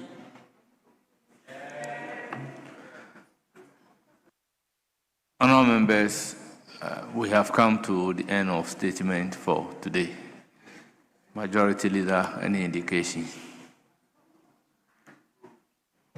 Thank you, Mr. Speaker. I think, Mr. Speaker, that is the end of the statement. The last statement is similar to the one that has just been read. So yes, I think we'll consider that as taken. And I think we have not been 5 hours here, 5 hours yet. So I want you to move that this House adjourns. What time? No, let's do 12. Let's do 12 because I have to committee meetings 12. Yeah. Yeah. No, that's a committee meeting. Committee meeting. So 12. Yeah. Mr. Speaker, so I have agreed with the leaders that 12 o'clock tomorrow. At noon, yes. Motion move for adjournment. Any second. Thank you very much.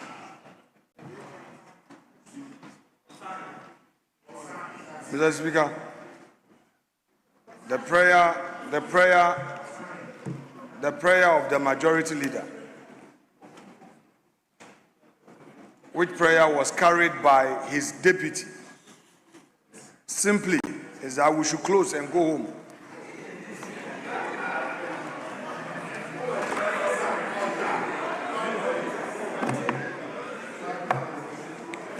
Mr. Speaker, rightly so, behind him are a lot of empty seats. Well, you are in government. You are in government. So, Mr. Speaker, if the majority is asking for adjournment because there is no government business, Mr. Speaker, I can't oppose this application, and I won't oppose it. So, Mr. Speaker, you may grant that prayer as prayed.